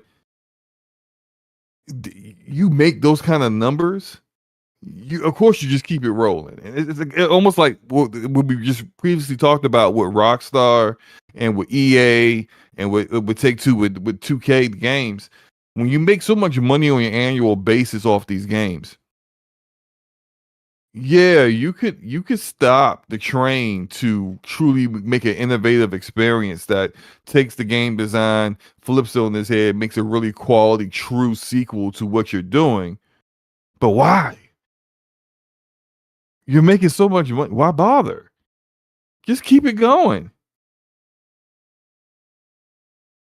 And I think that's what they do. This is like very different to say like Blizzard and Overwatch, where they try to just keep it going, but they were losing players, and people were upset, and people were not just upset and then still buying content. People were upset and they stopped playing your game and started playing something else. People were upset and started boycotting your game, and they actually got boycotted. People were upset and uninstalled your game when you lied and said you were doing PvE content and story content, and then you said, nah, we just canceled all that stuff. Sorry. And so now Overwatch 2 is just basically Overwatch 1, but with a battle pass. And all the content that you used to have, you don't exactly have anymore because they still haven't figured out somehow how they took away stuff that you had unlocked previously in Overwatch 1 and then put it behind battle pass stuff and other ways that you can't even access the same content you already had in Overwatch 2. That this is a whole different scenario. So it's just like it already kind of comes down to people actually fulfilling the anger that they have, and I don't think that's going to happen with Call of Duty. It's Modern Warfare 3 is going to sell great this year. It's going to be the hottest selling thing this year. It's going to sell more than any other game that's come out this year. Maybe not Zelda, because hasn't Zelda already done 30 million? Forte? I was looking at. I think it's at like 31. Yeah, it's not outselling Zelda. So it's not outselling Zelda, but it's going to outsell everything else. Just think about it, 30-something million from one platform. Right. And so, wait, saying 13? Where did I see that was 30 million for Zelda? Maybe was it Breath of the, I don't know. But I don't think that Call of Duty outsell Zelda, but like it doesn't need to. What it needs to do is keep pace with Modern Warfare 2 and where Modern Warfare 2 was at the point of release last year. And I think it will. So all that said, like what they're doing with Call of Duty, with the marketing and with this quote unquote full release, there's a lot of reasons why they're doing it, and I think a lot of it also partially is that they don't want to confuse their player base. They're very, very casual player base. It's just like, wait, there's no COD coming out this year? What happened? What's going on? They don't want them. They want you to continue to just keep dropping the $100 down minimum. Base game, battle pass stuff, all that. Keep dropping that money down. Don't worry about it. The machine's still going. An exclusive release for Nintendo's console, the action adventure game sold 10 million units worldwide in the first 3 days, 2.24 million of which were sold in the game's domestic market, Japan. Total lifetime sales of Zelda Tears of the Kingdom stood at 18.51 million as of June 2023. So Tears of the Kingdom is at 18.5? 18.51 as of basically 2 months ago. As of 2 months ago. So it's probably over 20 million now. Yeah, COD this year is not catching Zelda. Yeah, no, it still got the it whole doesn't have holiday. enough time, right? If it came out, they both came out at the same time. The Call same of Duty day. would pass it due to the Call fact of that it's on Duty would multiple platforms. Right. It would pass it, but no, it's not catching it when it's all it's got is a month and a half to do so. No. Yeah. Yeah. It probably will catch it by the time, if you talk about like games sold for the year 2023 that came out in 2023, because I think Call of Duty is going to have a longer tail at the beginning of 2024. People will still be buying it. So it might be the most sold game in the calendar year of for the year 2023. But during that year, I like you said, Slum, I just don't think it's enough time for it to make up that much sales in a month and a half to say in that calendar year they were number one. Right. Now, if you look at, say, the numbers of this time next year, let's say August of 2024, when you look at the adjusted numbers over the past year, at that point, Call of Duty will have more sales. It will have more sales than Zelda, but it's not going to be able to make up that in 45 days. It's not happening. Yeah. Cool. Well, great conversation on that. Shout out to everybody in the chat. 41 people here right now, 34 likes. Let's hit the button a little bit more. Moving on to the last topic, and it's Starfield. And a lot of people, shout out to Kid Smooth putting out his rant video about being mad that Starfield wasn't being promoted. And, I was a little upset too. Not as upset as he was, but more just the fact that I feel like it's one of your bigger games. You should be promoting it more than you are. But as of 2 days ago, they started promoting it, Slow-Mo. And where was the first, and what kind of promotions did they do, Slow-Mo? Oh, Samsung What? TVs. Samsung TVs. Now I didn't pay attention to it anymore beyond the fact that they said, hey, you can play this through your Samsung TV. Yeah. Is it like brand new TVs? Does it have to be a TV that's made in this year or in the past 2 years? Or do you need, if you got a Samsung TV that's 4 years old, you just need a firmware update? And then whatever, I don't know which OS that Samsung uses. Is it Google TV? Is it Roku?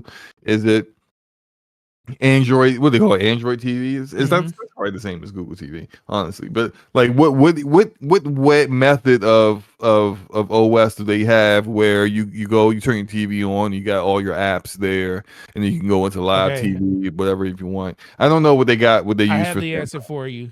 Okay. If you have a compatible Samsung TV, you should have the Samsung Gaming Hub app installed by default. You'll only need to grab a Starfield Game Pass subscription to start playing Starfield from September 6th. So you just got to have a TV that has the Gaming Hub. Samsung TVs run on Tizian. Mm-hmm. Okay. Now, you said compatible TV. A compatible TV that is they're used. Which TVs? So then typically when they say that, there's an asterisk there, and then you go scroll somewhere, and then small font, like in 2 font, right? It's like three font is what the list of compatible TVs are. So what are those TVs? That's what I want to know. That's a good question because they definitely don't. They just say, as of right now, it just says TV. I guess when they say, because all Samsung TVs don't have the Gaming Hub app installed on them. Tizen. There you go. Tizen. There you go, Game Logic. I pronounced it correct. So any TV with Tizen, what's the names in it, will be the ones that can. Because I'm looking up. Yeah, they don't have an actual list of the TVs yet, but yeah, I see the like. Let me show you. They have they show the interface. Yeah, that's actually a nice interface. Okay. But they're showing you what it will look like on the Gaming Hub. So you'll be able to log in with your Game Pass subscription and access Game Pass right here. Then it will be shown on the HUD and stuff. See, GameStop officially launched the Samsung Gaming Hub officially launched on select TV starting June 30th, 2020. So as of a year ago. So we know at least all TVs that were pretty much bought over the course of the last year in 2022 through this year are definitely compatible. And so I would probably say any TV back to 2020 probably, because you could have got it as an update to your current TV. Yeah. I wouldn't go too much further back than that. That's probably a significant number of TVs, especially considering that Samsung is like one of the top TV makers out there. I would say it's them, it's LG, and maybe Sony. I don't know. Do people really buy Sony TVs like that? I don't know for certain. Yeah, I'm not up on my TV game like I used to be. But I know Samsung is still very popular. Regardless of that. Who wants to play? Raise your hand if you want to play Starfield through your TV. Because it's not, the TV isn't running it natively. It didn't install 120 gigs of Starfield to play it natively on your TV. You know how you're playing it. You're playing it through xCloud. Okay, here's the... You know how xCloud plays? Not that good. Not that good. Here's the official thing. The Samsung Gaming Hub is compatible with various smart TVs such as the 2022 Neo QLED 8K, Neo QLED 4K, QLED Okay, so you 2022. said 2020.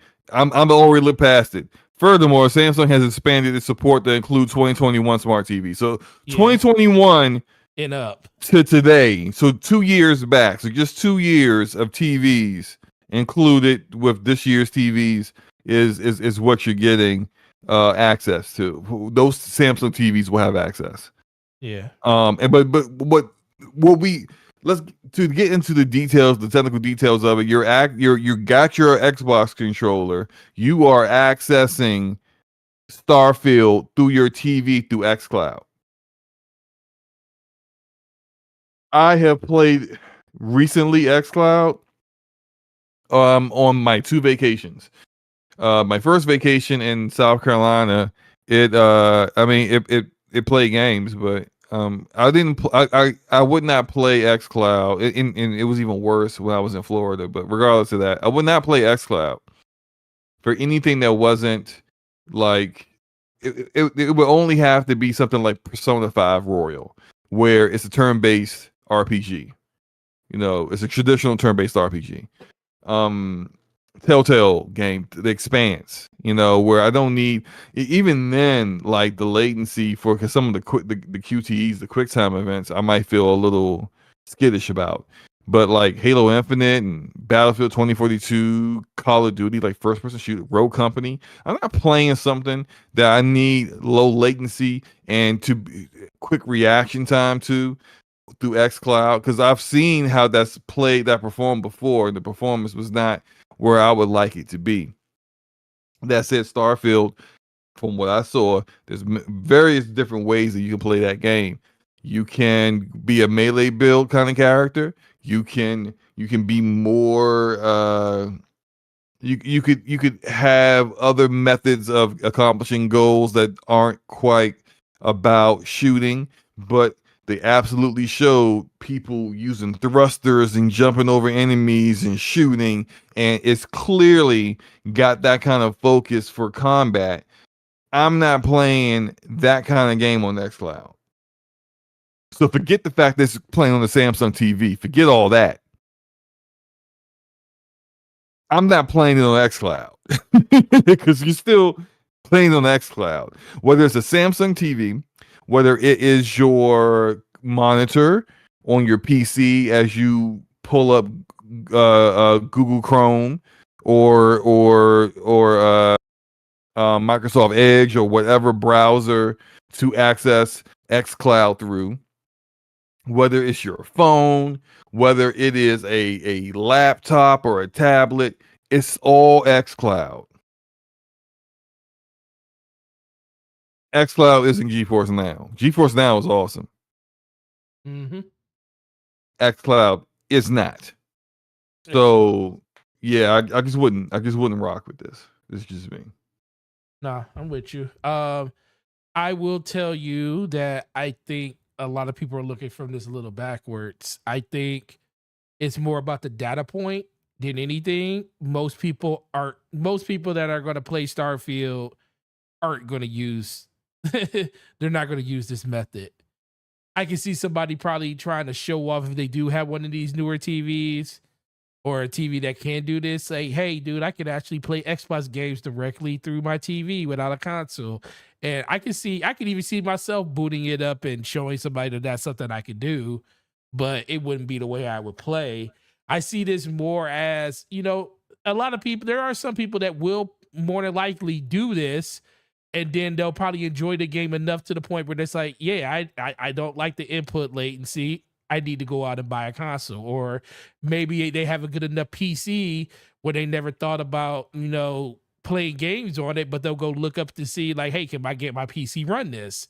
And maybe they'll buy it on PC or something like that. I think it's more of just, because I don't think streaming is in a place where people will actually enjoy it no matter what platform. And I do know Nvidia GeForce as of right now is by far the best solution we have for that. But even that's not good enough, honestly. So how you know? because I tried it. When did you play? You tried G4? Yeah, I Which tried tier? That's a good question. How many tiers do they have? I don't know. I didn't know they They had got 3 tiers. tiers. I didn't know So they had tiers. the base tier it will get you, and I think that might be free. I can't remember. Or no, I can't remember what the base tier cost because I didn't do know it. it wasn't free But because they gave us it was a while ago, but they gave us access. They gave us like a free 6-month trial to it. I don't know what tier it was at, because that's why I didn't know it was tier. I just thought I knew it was paid. So I don't know what tier I was on. So I'll tell you what the middle tier is like $10 a month, and it gives you access to. I think I think it's 1080p 60 frames per second. I don't know that. I don't think they list the kind of GPU that you're accessing in the cloud. But they did say that you're guaranteed 1080p 60 FPS. Now the base tier gives you like 720p 60 FPS. Well, it definitely wasn't 720p. Okay. So it had to be the middle tier. Now, and not the top tier is what I have, and I'm probably going to unsubscribe from it after this month because my idea of using cloud, because I work from home, so I don't really need it too often. But my idea is that like when I go on vacation, if I'm going out of town, I will resubscribe to it, and then I'll spend that $20 for access to that kind of technology, and then I'll just unsubscribe because I have no need to spend $20 a month when I'm playing primarily my games natively, at home. But because I went on vacation in June and I went on vacation last month, I decided to kind of keep it for the next the last 2 months. But at the top tier, you have access to a 4080 in the cloud, and then if there's too much capacity and they can't give you a 4080, you'll get 3080. Okay. But I always have 4080, and I was able to tell because the games I would play, I would go into the settings and see like some of them would tell you which GPU you're using. And not even that, there's like GeForce Now Shadow Play available through GeForce Now, and then I'm sorry, GeForce Experience Shadow Play is available through GeForce Now, and then you can actually pull that up, and a little icon will come up that will show you your statistics, and it'll say you which GPU you're currently accessing. I always had the 4080. I think maybe only one day I had a 3080. Okay. So for the most part, and I'm talking about like playing Fortnite at max everything. Okay. Which that's like with the nanite maxed out, with the lumen maxed out, and I'm still getting over 100 frames per second. So what is your overall? That's access to DLSS 3 frame generation. So what's your input on that? We mean what how am I playing it? No, your latency. They showed your like a measurement of your latency there, but I mean from what I felt like it was great. That's what I'm saying. You play shooter, so if you're playing Fortnite, it was great. You'll notice it. I played Battlefield 2042 on it. Oh shoot! Sorry, not Battlefield. Yeah, I played that. Was it Battlefield? I can't remember because I don't think Battlefield's available. It's available through Steam, I think, but not for me because I got it through EA access. That launch is not there. I can't remember which shooter I played. I played a shooter on it, and I was surprised. I believe but like no, the Division 2 played great on it. Fortnite plays great on it. Every shooter I played on it was fine. And of course, it's not quite as good as native, but it's very, very good. It's the best I've experienced with a.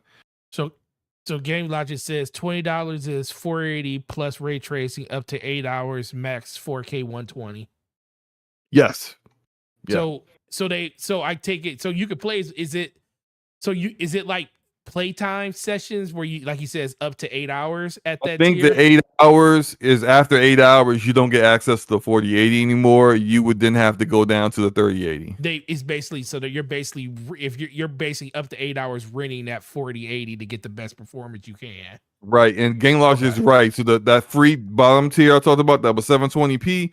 That's free. That is free. That's what I was thinking. But you basically are waiting for available resources to play.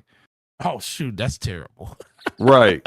Now, Okay. the $10 tier, the middle tier, that's 1080p 60, which honestly, I probably could have did that for my vacation because I was using on my first vacation in June, I played it through the laptop monitor that I have on my laptop, which is 1080p. So, and it's a 60 hertz monitor, so I'm not seeing more than that anyway, right? So I really, even though I could see the frame rate counter and see the level of performance I was getting with a 4080, that wasn't being actually seen by my eyes. That's just what the frame rate counter was telling me, the kind of performance I was getting. Right. Okay. The $20 tier with the 48. Now, again, with the ray tracing on, like I'm saying, Fortnite is absolutely beautiful with ray tracing on the lumen and the nanite, all that, everything completely maxed out on a 4080. It ain't a 4090, but it gets the job done. Right. And I still had it at 1080p because my monitor is 1080p. So I just maxed everything else out. It looked great. But it's just, you don't really need it. Gotcha. And I know we got deep in the weeds here on this, but this is the whole point of reason why I'm even bringing up GeForce Now and we talking about this whole side tangent is that GeForce Now is way better than xCloud. And I literally did. Let me find the tweet where I talked about it because I actually discussed this on Twitter, and I thought about doing a video for it, but I couldn't figure out how to record gameplay for both. While I was away, so I didn't have any gameplay to kind of show how it really performed. But I remember. So I said like Night 2 with GeForce Now was good, but there are still games I'm currently playing that aren't available. So I did some xCloud as well. So that's the reason why I did xCloud, because the one weakness of GeForce Now is that you don't have access to your entire library. And they only have like a total, the last time I looked at it was like a total of like 860 games available on GeForce Now. That 800 plus, I only had access to like 80. And these are games that I own. So the way it works is that you don't, just because you subscribe to GeForce Now, you don't have, it's not Game Pass where you have access to like 400 games. You have access to the games you already own through these launchers that are supported by GeForce Now. So the launchers that are in there is Epic Game Store, Steam, GOG, I believe, and the Ubisoft Connect. BattleNet's not in there. The Xbox app is not in there. EA's app is not in there. So you don't have access to, if you have games through there, you don't have access to those games. So although I was enjoying myself playing games that, I owned, at the time when Diablo 4 came out, I couldn't play Diablo 4 because I had that through BattleNet and that wasn't available.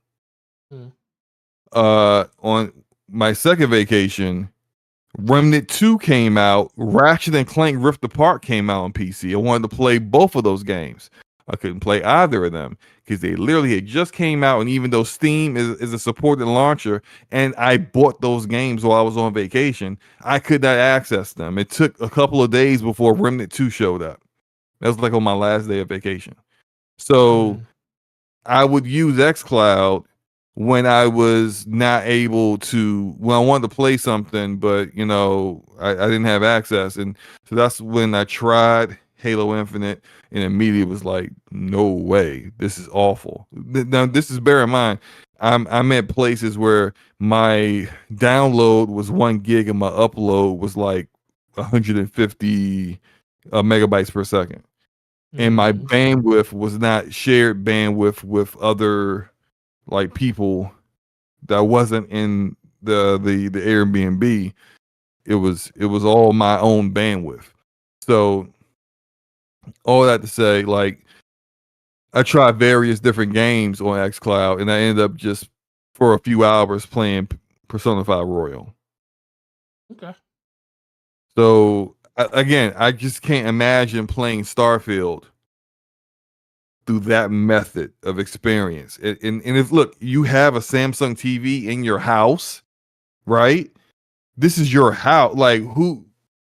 If you own a Samsung TV, more than likely it's in your own home.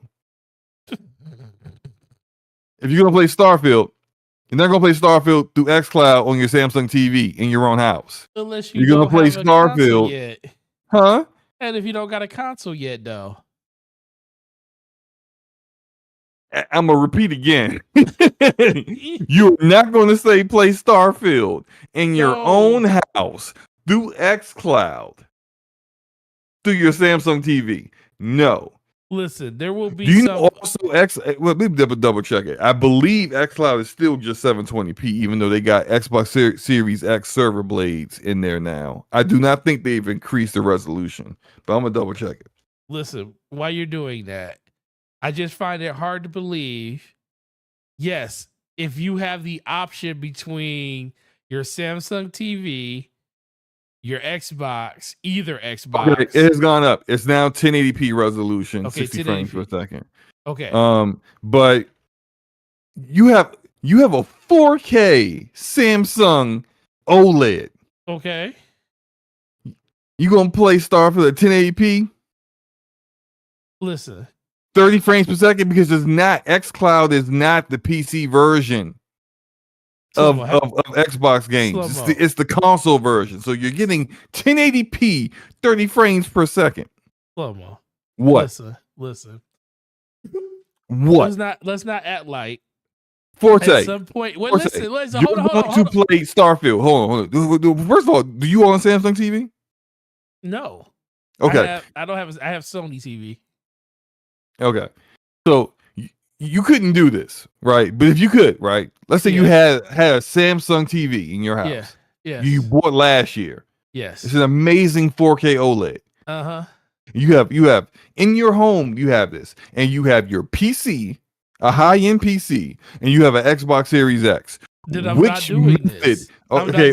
So who's this for? Listen, there are people out there that don't have a console and have a PC but don't know if their PC can run it. And there are people that don't have either. It might be a person that only has a PlayStation or only has a Nintendo Switch and they see marketing for this game. You got to think about like this too. When you turn on your TV, your Samsung TV or pretty much any TV that has a smart hub in it, it pulls up to a main menu that has marketing and advertisement all over it.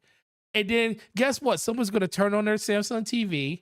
There's going to be a nice little picture on the front screen that's going to say Starfield, play now without a console. And these would be the people that's like, what the heck is a Starfield? No, they are. I guarantee you they are. But they're going to go over to it. They're going to see it. It's going to be there. They don't know it. No. Look, I turn on all my TVs. Hold on. I turn on all my TVs.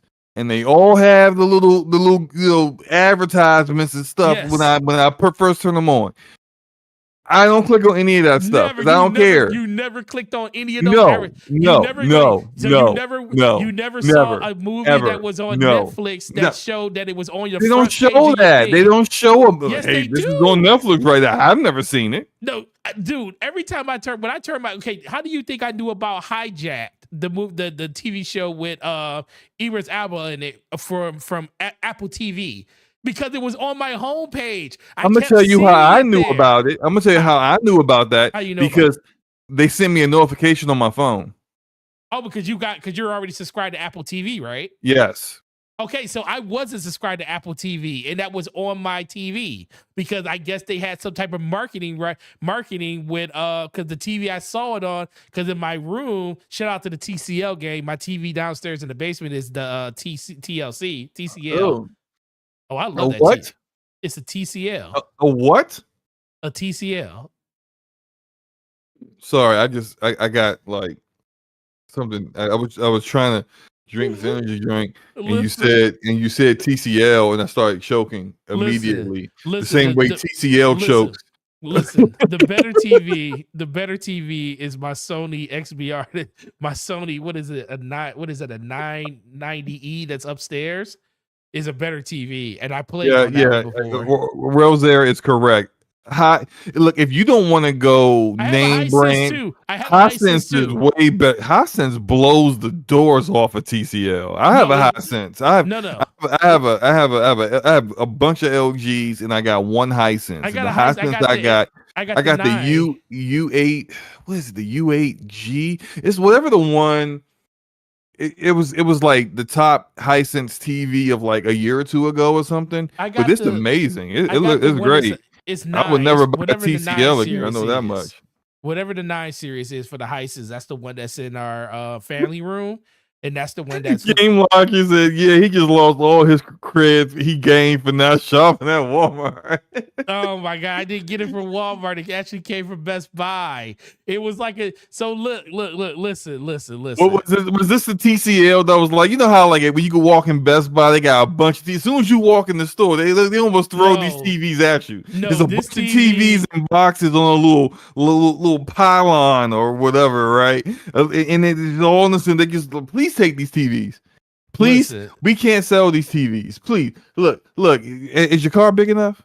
Oh Can I fit this in the back seat? Look, buy whatever, buy a stick of gum, buy a Red Bull. We'll give this to you. Hey, Tony, get over here. Tony's gonna put this in your car, okay? Can it fit? Please say it fits. Like that's how they feel about TCL. TCL is the first. Every time I go into a Best Buy, it's the first thing I see is TCL. I mean, good grief. That and Insignia, but I think that's because Best Buy owns Insignia, and therefore they push that harder than anything else because it's their own brand of TV, which is weird to me. But yeah, Insignia and TCL all over the place. I'm like, hey, can I see your LGs? They just be like, listen. over there. I researched I researched that TCL.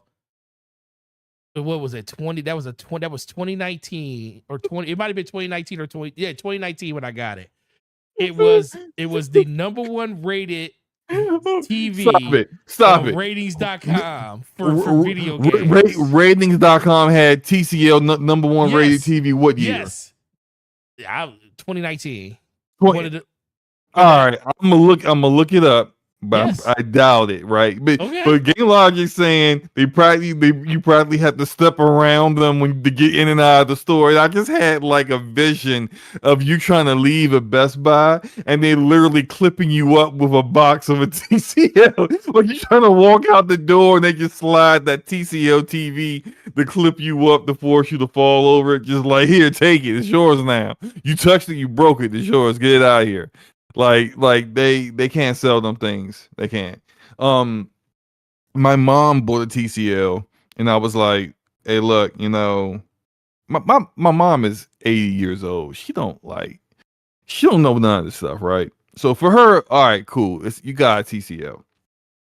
Just, you know, be prepared that you might in 3 years need to replace this. No, I didn't have the TV for longer than that. No, I'm just saying, but no, I know people who bought TCLs have had the issue of there's the just like kind of losing the panel lottery where the panel you start to get like, you know, dead pixels and the lines, you know, the lines going up and down. I know of someone who had TCL and something was wrong with the actual socket that you plug the power cable into on the TV. So they kept having to like unplug it and replug it, unplug it and replug it like over and over again until it finally would turn on. So yeah, like TCL, not the best. Not the best. Stop it. Making fun of my TV purchases. Hey, you make fun of your TV purchases, sir. Because you did that. I didn't have OLED money back then. I didn't have OLED money. I spent what did I spend for that? $650 for that TV? Oh, was your TV $500? No, say it was $699.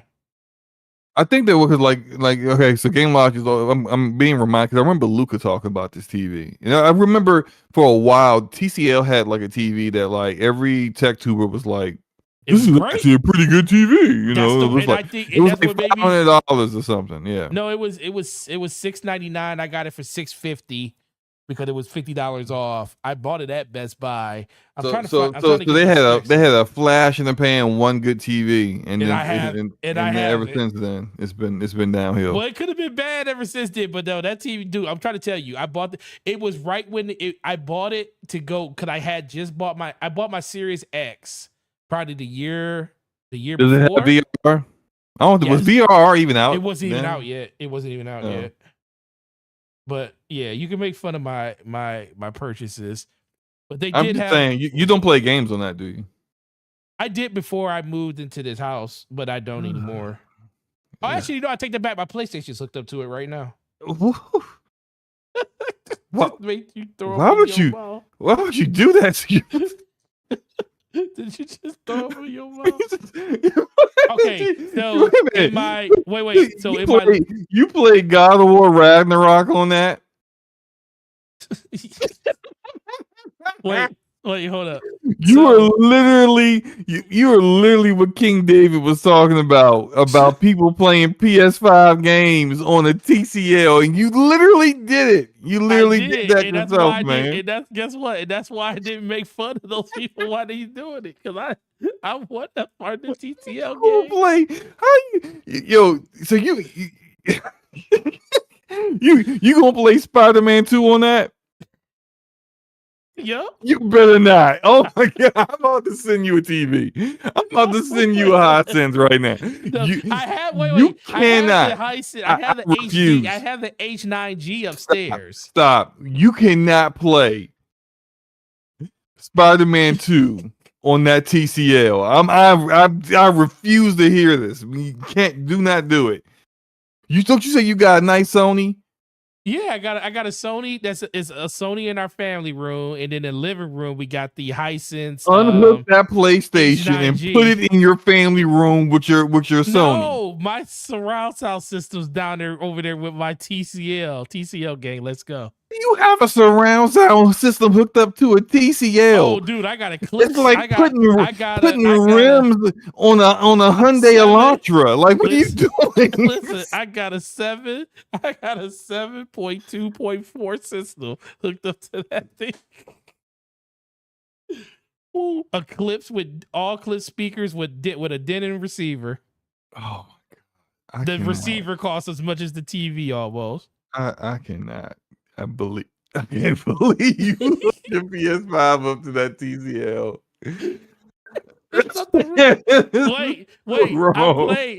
I played God of War 2018 on that TV. I played when I was playing Destiny at 60 frames per second. When I came back from PC to console the first time, I played on that TV. The only reason I don't play on it right now is because it doesn't have HDMI 2.1. It's 2.0, so it's only 60 frames. Unless I do 1440p, then I get 120. But don't the consoles don't? Well, PlayStation does allow 1440p now. It does, but Xbox always. But back when you were playing those games, it didn't do 1440p. I was 4K, whatever the resolution it was stuck at. I mean, whatever the frame rate it was stuck at back then. Shut up, slow mo. Don't tell me to shut up. You need to shut up. You need to cut it out. No, I'm saying, move. Please, just don't play Spider-Man 2 on that TCL. It don't deserve. I'm gonna take a picture of Spider-Man 2 on that TCL the day it comes out. Go try slow-mo. It would be disgusting. No, Game Logic. I have been really close to upgrading to a C2. Because I have a micro sitting next to me. They're $1,200 right now. Look, that's where. You get one for $1,000 if you go with the 55-inch. I actually feel like high quality TV. I'll spend more for a high quality TV than I will on my GPU. Oh yeah, easily because the TV. Just because I don't think GPUs should be, because TVs have a multitude of uses, right? Gaming, sports, movies with the family, whatever, right? Mm-hmm. My best TV. I moved my PS5 from my office where I have it hooked up to my Gigabyte M28U, which is a 4K 1440 144 hertz monitor, and so games look great on that. But if I wanted to see it with like a great HDR and great and VR and all that stuff, I put it over where my LG is. Mm. And I'll move it over there. I also have the Hisense in the family room where I could play games there too. And the Hisense I got there is really great too. But it's just, yeah, like I'm not gonna play my games on a it's just like, what's the purpose of having it if the display can't display it in the best, manner, you know? See, Erodimus, he said the problem is the TCL is 14's gaming TC, and the Hisense is Slow-Mo's main TV. What? He said that Hisense is your main TV. Who said that? That's what Erodimus said. Rodimus, no, this is not my main TV. Listen, nothing wrong with having. But the Hisense we have is great. It's like I gotta look up the model again. I have the It's like Hisense U8, the I have the U8 I have the something. HG. I have the H9G upstairs, and that's in the. Maybe the U is the wrong. I can't remember what they're, because you know how like all these different TVs, they have like a hierarchy of like what is the highest model of that year. Whatever the highest model was for Hisense 2 years ago is what I have. So if it's H something 8G or whatever it is, I can't remember. I have to look it up. But that's what I have. So it's a really good TV. It's not as good as my LG, but it's a really good TV. I have here. I just sent you a picture of the receipt for the Hisense that's upstairs, so you can leave me alone. I could use that TV downstairs, but my wife won't let me bring it in the basement. Inlux, I thought you had a 4090 or a 4080. No, Logic, I have a 40. I said I accessed the 4080 through GeForce Now. My PC has a 3080 Ti Founders Edition. I'm not going above, and I bought that after Nvidia did massive discounts on the 3000 series GPUs before the 4000 series came out. So the 3080 Ti was way overpriced at $1,200 when it first released. They dropped the price down to like $900. That's when I bought it. I refused to buy a GPU for more than $1,000. So that's why I want a 4080. I'm not going to buy a 4080 until they appropriately price it, which, I mean, that might happen because I keep seeing these little flash sales where they drop the price of the 4080 depending on the manufacturer of it. They drop it down to like $1,000. They keep taking $200 off of it. It's way overpriced. And I know they're not selling the way they want them to sell, but yeah. I'll wait until it hits like 900, 800. Probably 800 is probably a stretch. It's not going to drop $400, but that's where the pricing of where it should be. But when it drops to the appropriate price, I'll pick it up. If not, then I'll just wait the 5000 series. It's fine. Oh, here it is right here.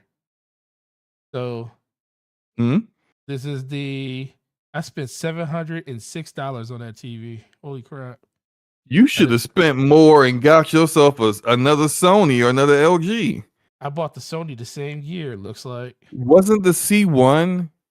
Wait, no. The C1 wasn't out at that time, right? The LG. I can't remember. We are so down the rabbit hole on this. I just sent you a picture of of all three TVs that I have in the house right now. What, on Discord? No, just so I just text them to you. All right. On your phone. That's all three of them. Okay, let's see here. Hold on. This is the H9G. I think that's a good. I think Hisense H9G. I think that's a good one. You got the TCL, the P6.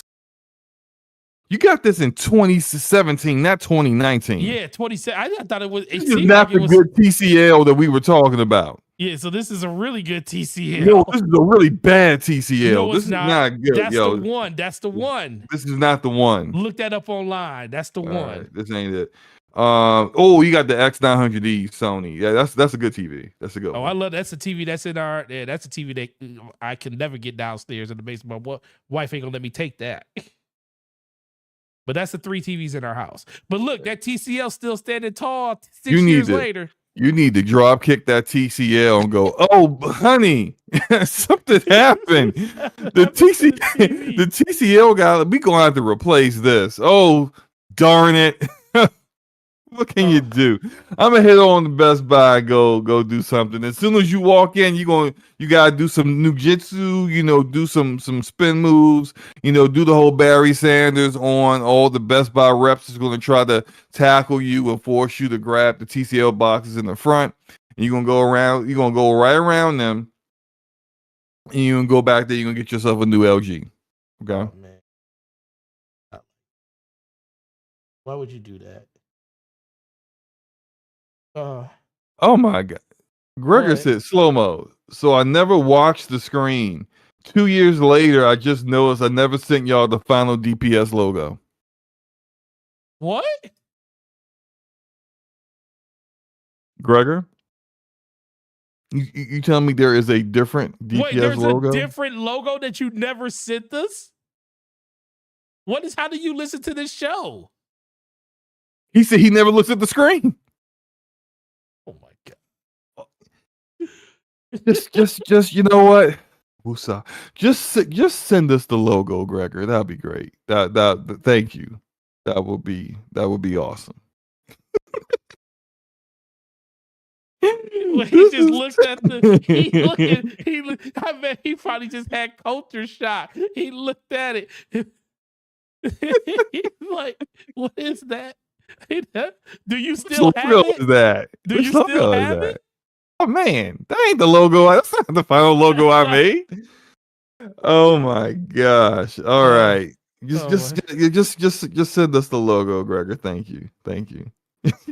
Here, I'm sending you. Here, I'm DMing you this. This is the What is this? This is the thing for my TV. This is the ratings.com breakdown of my TV that I looked at. Why are you trying to sell me on this trash TCL? Yo, let me end the show, man. No, look at it. No, I'm not looking at it. No, It's not a great TV. Do not put. No one cares. I'll put it on the screen. Look, here we go. This is the TV I have, guys. 2017. It sucks for movies, but it's great for video games. It sucks for movies. It sucks for the majority reason why you would want this TV. It sucks at it. But who cares? It could be a good PC monitor. Look, the highest score on here is video game. It's like 8.5. TCL is a great TV for gaming. Its input lag is excellent. It produces very little motion blur. Gives a clear image free of annoying trails. Let's go. How much is this TV on Amazon now? You probably can't even buy it. Yeah, delisted. Of course, it's delisted. You can't buy it. Wow, shocker! You can't buy it no more. I mean, it is only 6 years old. I know it's old. Stop it. Calm down. See, look. Hey, here's the TV. It sucks at movies, sucks at sports, sucks at TV shows, sucks at everything. But guess what? The input latency is really decent. So it's decent for games. The TCL P607P series is a very good HDR TV with better than average picture quality. Thanks to its deep black, it has local dimming to enhance its contrast. It is packed with HDR features such as a large color volume and high brightness. It also has low motion blur and input lag, making it a versatile choice suitable for sports and video games as well. Unfortunately, though, its picture quality degrades very rapidly when viewed from other angles, and the overall picture universe is better. Offers the same performance quality, but in a different remote. See, listen, let's go. I love this TV. I love it. It still works. Look, I'm glad it still works. Still I'm works. glad you love that TV. This is wild because I was just talking about He this. says, Dorian Gray said, clip this and someone send it to King David. King gonna get me. He's not gonna have to watch IOP. He should murder you for this. Not literally, but still. But no, here's the wild thing, right? So in my daughter's room, we were looking to get a TV, and my mom was looking to get rid of an old TV. So like long time ago. This is like back before I even got married. Okay, you're showing the wrong screen, man. Oh, I'm showing what's the name? Yeah, I'm showing the wrong screen. Sorry. Grief. Well, there's nothing on that screen. There you go. Anyway, what was I saying? Oh yeah. So what happened was my mom was getting rid of an old Samsung plasma. I remember helping her pick this out. This was like the top of the line plasma TV back when plasma was it, right? This TV is so old. It's older than my kids. It's older than my marriage. It's old. It is. This TV had to been like. Shut up, Taz. You seen the TV before. You was at my house. 2006 or something. Yeah, it's not been like 2006. Well, I picked this TV out for my mom. Mm-hmm. That TV still works to this day. I do not. No, and plasmas had like the burning issues and the shelf life, the life cycle of the TV wasn't as good as like LCDs and LEDs. But this TV, for some reason, this is like the killer TV. And my mom, I think it partially because my mom barely used it. Like it was in her den area, and she lives by herself, so she doesn't really have like too many reasons to turn it on. But no dead pixels, no issues whatsoever. I forgot how the blacks on on plasmas look so much better than other TVs, and it's just like they're so dark, double pause. But it just like and it'll still, even though it's a 720p plasma, it actually looks good.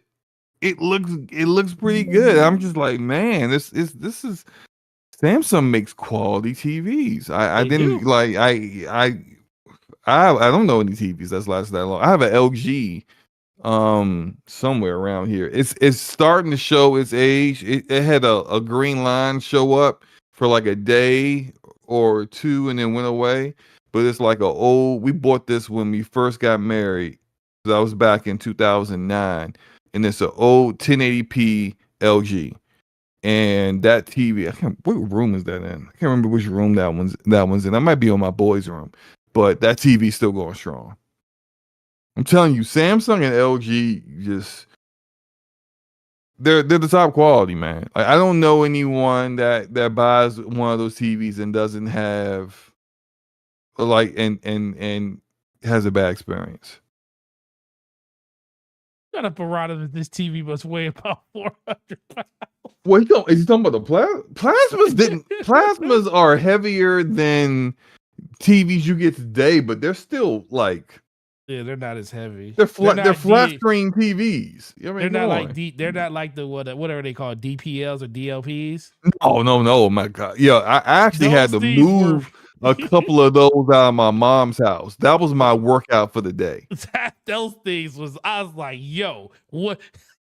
Those are the ones you had to have somebody come in and professionally change the bulb in. Yeah, right. If you decide to get rid of it, you had to like, get some help. Yeah, right. Oh my God. Yo, plasmas are awesome, man. I wish it wasn't, the burn-in wasn't so much of an issue that they kind of went out of style and people stopped like buying them, because they're really good, man. They're really good. Listen, that plasma is still going strong. Yeah, I believe it. Taz is like nothing but Samsung in his household. Oh, what is Game Logic sending? What is this Game Logic? A Twitter tweet. One of the Brat podcast cast members on Twitter. Man, he's calling you out, man. No, shut up. What Twitter account is this? I can't stand you, bro.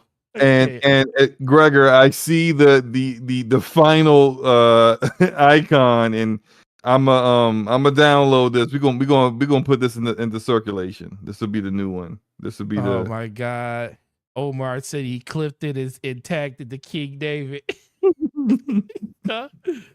Oh my God. I All right, love let's you. end the show, man. Yeah, I love you guys. It's almost midnight, and we out here just talking about this is not even a topic. We just talking about TVs and trash TVs and great TVs at this point. No, man. But This fun show though. that's what this show's all about, man. You know, and shout out to you guys. I really appreciate you guys coming through and chilling with us as long as you did. The last 30 minutes is a gem.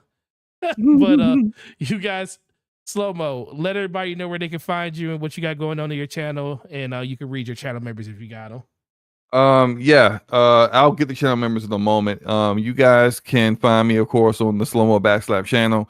I will have a review out for The Expanse, Telltale's The Expanse episode 2 tomorrow. I played it today, completed it, recorded the whole thing. I don't want to give anything away, but I'm kind of.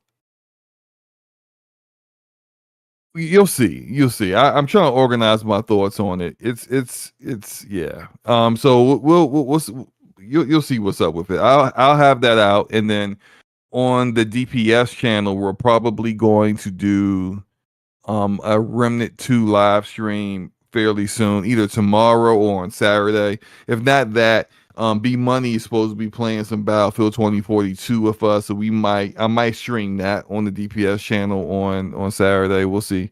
But my channel members are shout out to Vay Babe, Donnell Brown, DexFlex27, Dragonheart Yobi, Enrique, Hargi Shani, Troop Serum, Arodimus, Ramon Terrell, aka what's his Ramon's hallmark name? What did we say it was, like Trent, like something I can't remember. Whatever. He got, shout out to Ramon. Homie One Kenobi, Gaming Forte, Corey Hale, Stardust Cicero, and that guy Smitty. Shout out to categorically with the tweet. It's probably going to bury me by tomorrow morning when everybody wakes up and sees it. Well, first of all, appreciate you, Slow Mo, for coming through, making it a very great and energetic afternoon, night, and everything. So appreciate that. Shout out to everybody in the chat once again. You guys have been amazing, and we really appreciate it. For my site over here, we got Brat Basement Radio Arcade Podcast, Darnell Brown, Arodimus, Dragonheart Yobi, Stardust Cicero, Ramon Terrell, Hallmark Player of the Year, Hargi Chani, Corey Hale, Slow-Mo Backslap, DJ Oris, and that guy Smitty.